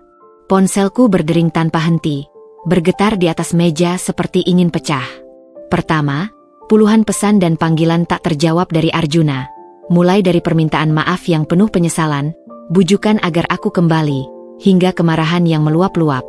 Ia menuduhku menghancurkan karirnya, mencoreng nama baik keluarganya yang terpandang, dan bahkan menyebabkan ibunya jatuh sakit karena syok dan malu. Aku mengabaikan semuanya. Aku tahu ia hanya memikirkan dirinya sendiri dan konsekuensi sosial yang harus ia tanggung, bukan rasa sakit yang ia timbulkan padaku. Kemudian, datanglah telepon dari Nyonya Anggrek. Suaranya histeris, penuh kemarahan yang membakar, nyaris melengking. "Indira, dasar wanita tak tahu diri. Apa yang kau lakukan di pesta saya? Kau mempermalukan saya di depan semua kolega dan teman-teman saya. Kau merusak nama baik keluarga kami. Gaun Luna, kau akan membayar mahal untuk ini. Ingat itu." Aku akhirnya mengangkat teleponnya, suaraku tetap tenang dan dingin, seperti air es yang memadamkan api. "Saya hanya mengembalikan apa yang sudah ibu tanam, Bu Anggrek. Saya hanya menunjukkan kebenaran yang ibu dan putra ibu coba sembunyikan dengan licik di balik topeng kemewahan." "Kebenaran apa?" "Itu hanya fitnah. Kau tidak punya bukti. Kau hanya wanita bodoh yang cemburu," teriaknya, mencoba menuduhku. "Apakah ibu yakin?" Aku membalas dengan senyum tipis yang tak terlihat olehnya. "Apakah ibu ingin saya memperjelas lagi di depan media massa? Saya punya semua bukti, Bu. Dari pesan-pesan mesra di ponsel Arjuna, hingga foto-foto ibu bersama Luna di kafe, bahkan video ibu memilih gaun itu untuknya di butik. Saya bisa menyerahkan semuanya ke tangan jurnalis." Aku tahu ini akan membuatnya panik. Reputasinya adalah segalanya. Seketika, suaranya berubah drastis. Dari histeris menjadi sedikit gemetar. Bahkan ada nada ketakutan yang samar. Kau mengancam saya." "Saya hanya menyatakan fakta, Bu. Apa yang sudah saya lakukan semalam hanyalah permulaan. Jika ibu atau Arjuna mencoba memutarbalikkan fakta, atau bahkan mencoba menekan saya tidak akan segan untuk menunjukkan semuanya ke publik. Saya rasa media akan sangat tertarik dengan cerita tentang seorang istri yang dikhianati oleh suami dan ibu mertuanya sendiri, yang bahkan memperkenalkan selingkuhannya di pesta ulang tahun yang mewah." Aku diam, membiarkan ancaman itu meresap dalam benaknya. Hening. Nyonya Anggrek tidak bisa berkata-kata, mungkin sedang memikirkan konsekuensi terburuk bagi reputasinya. Setelah beberapa detik yang terasa seperti keabadian, ia memaki-maki dengan kata-kata kasar, namun kemudian menutup telepon secara tiba-tiba. Aku tahu ia telah menerima pesanku. Setelah itu, media sosialku mulai ramai. Berita tentang keributan di pesta Nyonya Anggrek menyebar dengan kecepatan kilat, diiringi tagar-tagar yang viral. Meskipun tidak ada yang menyebut namaku secara langsung, deskripsi tentang gaun yang berubah dan drama rumah tangga sosialita memenuhi lini masa. Berbagai spekulasi bermunculan. Beberapa teman dan kerabat mulai menghubungiku, menanyakan keadaanku dan menawarkan dukungan. Aku menjawab dengan singkat, mengatakan bahwa aku baik-baik saja dan sedang menenangkan diri di rumah orang tua. Konflik ini tidak hanya terbatas pada kami bertiga. Ini telah menyebar, mencoreng nama baik mereka di lingkaran sosialita yang mereka junjung tinggi, dan tentu saja, menciptakan keretakan yang lebih besar dalam keluarga besar Arjuna yang sebelumnya tampak sempurna. Aku tahu ini hanyalah awal dari perang yang lebih besar, pertempuran untuk perceraian dan hak asuh, namun aku tidak gentar. Aku telah mengambil langkah pertama, dan aku siap untuk melangkah lebih jauh demi mempertahankan martabatku dan mendapatkan keadilan. Setelah insiden di pesta ulang tahun yang memalukan itu, hari-hari berikutnya terasa seperti adegan lambat dari film horor. Setiap detik dipenuhi ketegangan dan ekspektasi akan badai yang akan datang.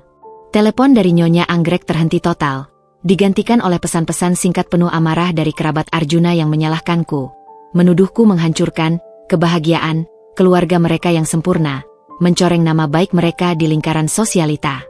Aku membalas pesan-pesan itu dengan bukti-bukti konkret yang kupegang, seperti tangkapan layar percakapan atau foto-foto yang tidak dapat dibantah, membuat mereka bungkam satu persatu, tak bisa lagi membela Nyonya Anggrek atau Arjuna. Sementara itu, Arjuna terus menghubungiku tanpa henti. Ponselku bergetar dengan deringannya yang tak putus, namun aku tidak mengangkatnya. Biarkan dia merasakan sedikit saja dari kekosongan dan pengabaian yang selama ini ia berikan padaku. 2 hari setelah pesta, tepatnya Selasa pagi, Arjuna datang ke rumah orang tuaku. Mama dan Papa sudah menungguku di ruang tamu. Tahu bahwa pertemuan ini cepat atau lambat pasti akan terjadi.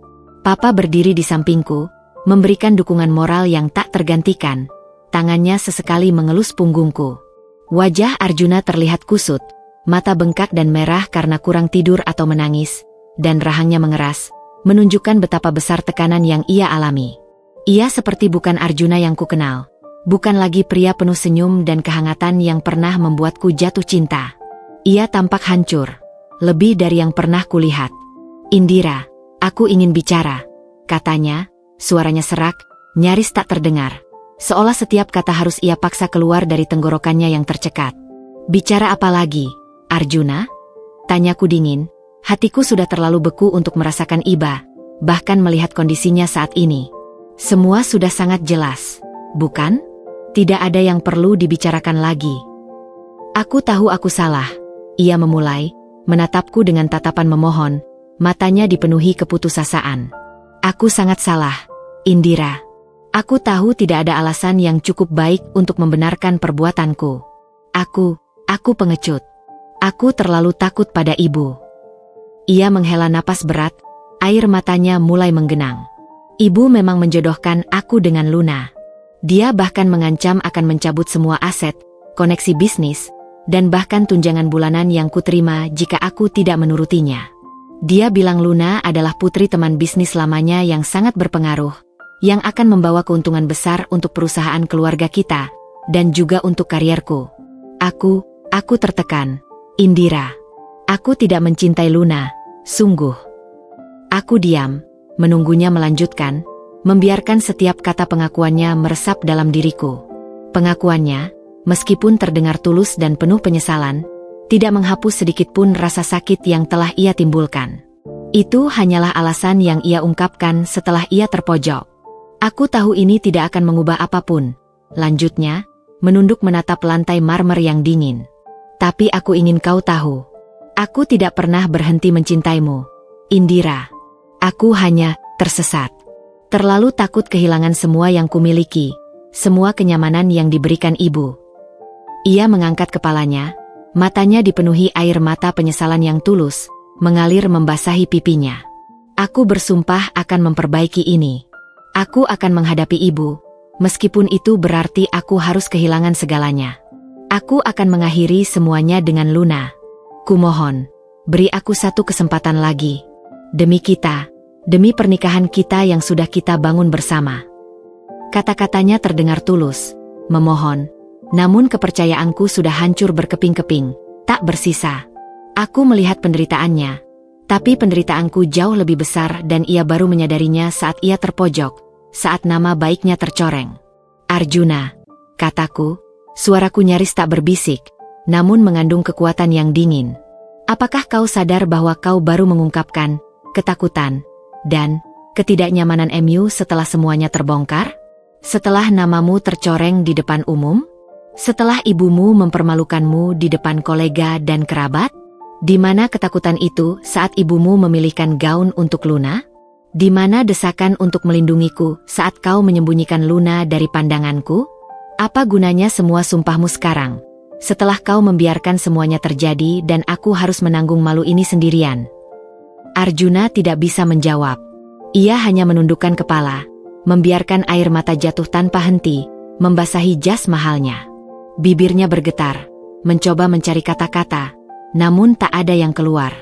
"Aku membutuhkan seorang suami yang berdiri di sisiku, yang melindungiku dari segala serangan, termasuk dari ibunya sendiri," lanjutku, suaraku mulai meninggi, memantul di dinding ruangan. "Aku membutuhkan seseorang yang jujur, bukan yang merangkai kebohongan demi kebohongan di belakangku.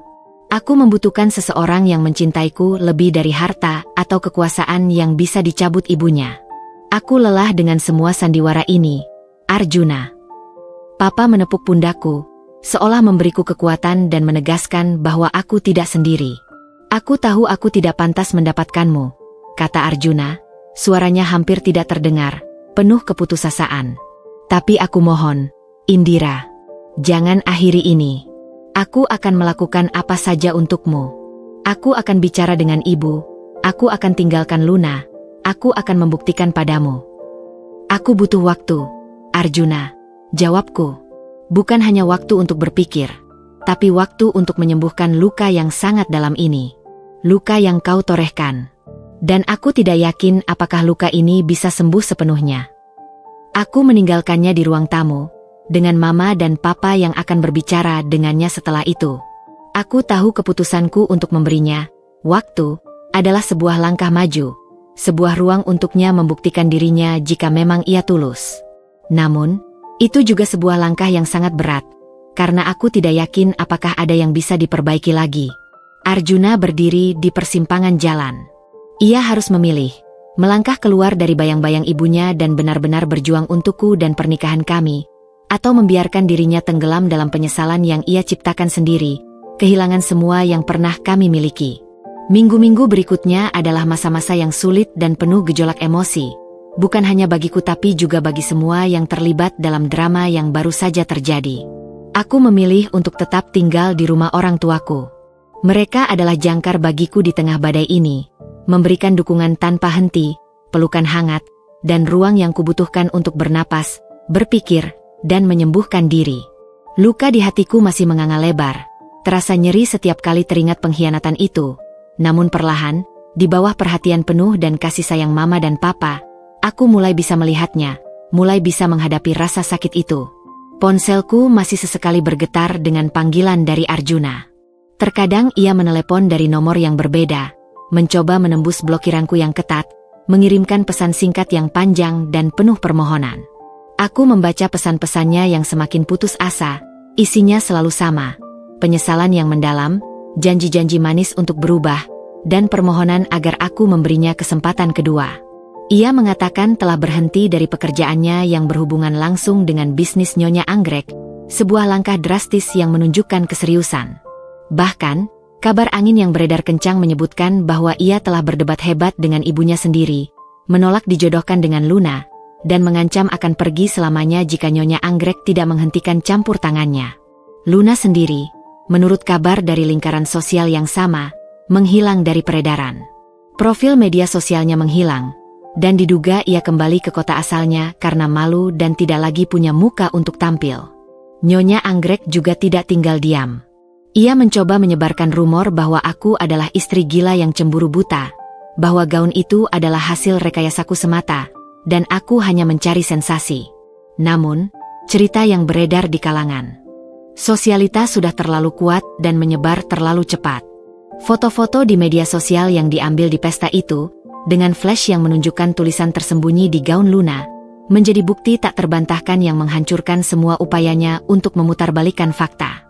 Beberapa teman sosialita yang tadinya hanya tahu Nyonya Anggrek dari luarnya, kini mulai menjaga jarak dan membatasi interaksi. Reputasinya tercoreng parah, dan itu adalah pukulan telak baginya yang selalu menjunjung tinggi citra. Bahkan, bisnisnya pun dikabarkan sedikit goyah akibat drama publik ini. Aku tahu Arjuna sedang berjuang, mungkin lebih dari yang pernah ia lakukan seumur hidupnya. Ia telah mengirimiku pesan yang mengatakan bahwa ia telah bertemu dengan seorang pengacara perceraian untuk mulai mengurus pemisahan harta dan asetnya dari ibunya. Sebuah langkah berani dan nekat yang tidak pernah kukira akan ia lakukan. Ia juga mengirimkan foto dirinya sedang mencari pekerjaan baru, melamar di beberapa perusahaan yang tidak berhubungan dengan bisnis keluarganya, menunjukkan keseriusannya untuk mandiri dan membuktikan dirinya padaku.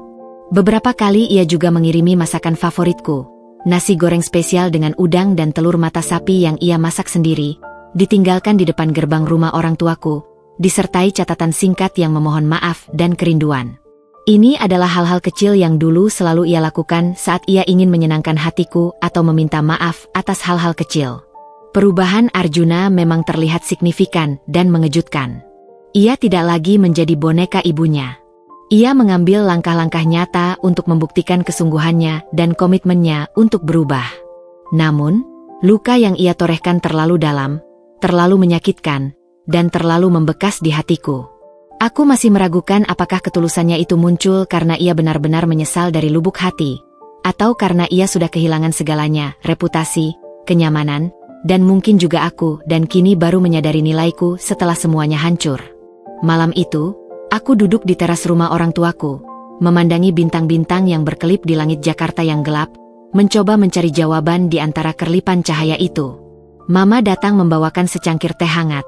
Uapnya mengepul lembut di udara dingin. "Bagaimana perasaanmu, Nak?" tanyanya lembut, suaranya dipenuhi kehangatan. "Campur aduk, Ma," jawabku, menyeruput teh. Aku melihat Arjuna berusaha keras. Aku melihat penyesalannya. Tapi rasa sakit ini sulit sekali diobati. Aku tidak tahu apakah aku bisa memaafkan atau kembali seperti dulu, seperti sebelum semua ini terjadi. Mama tersenyum tipis, menatapku dengan tatapan pengertian. "Cinta itu seperti kaca, Nak. Kalau pecah, bisa disambung, tapi bekasnya akan selalu ada. Tergantung padamu, apakah bekas itu akan menjadi pengingat pahit yang terus menyakitimu, atau justru menjadi tanda bahwa kalian pernah melewati masa sulit dan menjadi lebih kuat, lebih dewasa." Kata-kata Mama menyentuh hatiku, memberikan sedikit pencerahan di tengah kegelapan. Aku tahu ada harapan, setipis apapun itu. Arjuna telah menunjukkan perubahan, sebuah indikasi bahwa ia mungkin memang mencintaiku dan ingin memperjuangkan kami. Namun, memaafkan dan membangun kembali kepercayaan adalah perjalanan yang sangat panjang, melelahkan, dan membutuhkan komitmen yang jauh lebih besar darinya. Aku tidak bisa terburu-buru. Aku harus memastikan bahwa keputusan yang kubuat adalah yang terbaik untuk masa depanku sendiri, terlepas dari Arjuna atau bayang-bayang Nyonya Anggrek. Aku tahu aku berhak mendapatkan kebahagiaan sejati, bukan kebahagiaan yang dibangun di atas kebohongan. Berbulan-bulan berlalu. Kehidupan baruku di rumah orang tua, meskipun nyaman dan penuh kasih sayang, terasa sepi tanpa kehadiran Arjuna. Aku fokus pada diriku sendiri, kembali menekuni hobiku melukis, yang sempat kulupakan. Setiap sapuan kuas di kanvas adalah terapi, membantuku mengekspresikan emosi yang tak terucap dan menyembuhkan luka. Dalam kurun waktu itu, Arjuna tidak menyerah. Ia terus menghubungiku, mengirim pesan, dan sesekali datang ke rumah orang tuaku, meski aku sering menolaknya. Mama dan Papa menjadi perantara, memberinya batasan tapi juga membiarkannya menunjukkan kesungguhan. Ia memang telah banyak berubah. Ia berhasil mendapatkan pekerjaan baru di perusahaan yang tidak ada kaitannya dengan keluarganya. Ia mandiri secara finansial. Ia juga aktif dalam kegiatan sosial, menunjukkan sisi dirinya yang lebih dewasa dan bertanggung jawab.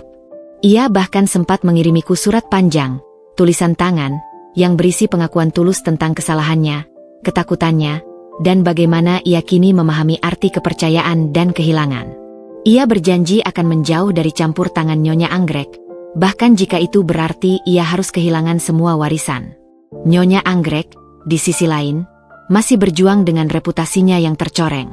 Meskipun ia mencoba memutarbalikkan cerita, fakta di media sosial tidak bisa dihapus. Beberapa kolega bisnisnya mulai meragukannya, dan ia harus bekerja lebih keras untuk mempertahankan posisinya. Luna benar-benar menghilang, tak ada kabar lagi darinya, seolah ditelan bumi. Suatu sore, Arjuna datang lagi. Kali ini, Mama dan Papa membiarkan kami bicara berdua di teras belakang. Ia tampak lebih kurus, namun matanya memancarkan ketulusan yang belum pernah kulihat sebelumnya. Ia tidak lagi memohon. Ia hanya menjelaskan apa yang telah ia lakukan, dan apa yang ia pelajari dari kesalahannya. Ia telah mengikuti konseling, katanya, untuk mengatasi masalah ketergantungannya pada ibunya dan ketidakmampuannya mengambil keputusan. "Aku tahu aku telah membuat kesalahan besar, Indira," katanya, suaranya tenang namun penuh emosi. "Aku tahu aku telah menyakitimu sangat dalam. Aku tidak akan memintamu untuk melupakan itu. Tapi aku telah berubah. Aku belajar untuk berdiri di kakiku sendiri, untuk tidak takut menghadapi ibuku, dan yang terpenting, untuk menghargai dirimu dan pernikahan kita." Ia mengeluarkan sebuah kotak kecil beludru dari sakunya. Bukan perhiasan, melainkan sebuah kunci cadangan apartemen kami. "Aku telah mengunci apartemen. Aku tidak pernah kembali ke sana. Aku tidur di rumah teman. Aku tahu ini mungkin tidak berarti apa-apa bagimu, tapi aku ingin kau tahu bahwa tempat itu, dan semua kenangan kita di sana, hanya untukmu. Aku hanya ingin satu kesempatan lagi, Indira. Bukan untuk mengembalikan semua seperti semula, karena aku tahu itu mustahil. Tapi untuk membangun sesuatu yang baru, sesuatu yang lebih kuat dan jujur, bersamamu. Aku siap menerima semua syarat yang kau berikan. Aku menatap kunci itu, lalu menatap matanya. Aku melihat ketulusan yang nyata di sana, bukan lagi kepanikan atau penyesalan sesaat. Aku melihat seorang pria yang benar murni telah melewati masa-masa sulit, terpaksa menghadapi konsekuensi dari perbuatannya, dan keluar sebagai individu yang lebih kuat. Ia telah kehilangan banyak hal, karir yang nyaman, harta, dan yang terpenting, kepercayaanku. Dan ia telah bekerja keras untuk mendapatkan sebagian dari itu kembali. Hening. Aku memikirkan semua yang telah terjadi, rasa sakit yang kurasakan, dan perubahan yang kulihat pada Arjuna. Aku memikirkan kata-kata Mama tentang kaca yang pecah. Aku akan memberimu satu kesempatan lagi, Arjuna. Kataku, suaraku nyaris berbisik. Tapi ini bukan tentang kembali ke masa lalu. Ini tentang memulai yang baru. Dan ini akan sangat sulit. Kepercayaanku masih rapuh. Ada banyak yang harus kau buktikan. Tapi aku melihat usahamu, dan aku masih mencintaimu. Senyum tipis terukir di bibirnya. Ia mengambil kunci itu dan meletakkannya di tanganku. Tanganku gemetar saat memegangnya. Bukan lagi gemetar karena ketakutan atau amarah, melainkan karena harapan yang tipis, rapuh, namun nyata. Ini bukan akhir dari perjuangan kami. Ini hanyalah awal dari babak baru, sebuah babak yang belum pasti, namun setidaknya, kami akan menghadapinya bersama. 3 tahun kemudian, kehidupan telah berputar dan bergeser dalam banyak hal, namun juga menemukan kembali ritmenya. Apartemen kami, yang dulu terasa dingin dan asing setelah pengkhianatan itu, kini kembali menjadi rumah. Bukan rumah yang sama seperti dulu, melainkan sebuah tempat yang dibangun kembali di atas puing-puing, dengan pondasi yang lebih kuat dan jujur. Arjuna membuktikan setiap kata dan janjinya. Ia benar-benar telah memutus semua ketergantungan finansial dan emosional dari Nyonya Anggrek. Ia bekerja keras di perusahaan baru, dan posisinya kini semakin mapan. Kami memulai terapi pasangan, sebuah proses yang panjang dan menyakitkan, di mana kami harus menghadapi semua luka, amarah, dan ketidakpercayaan.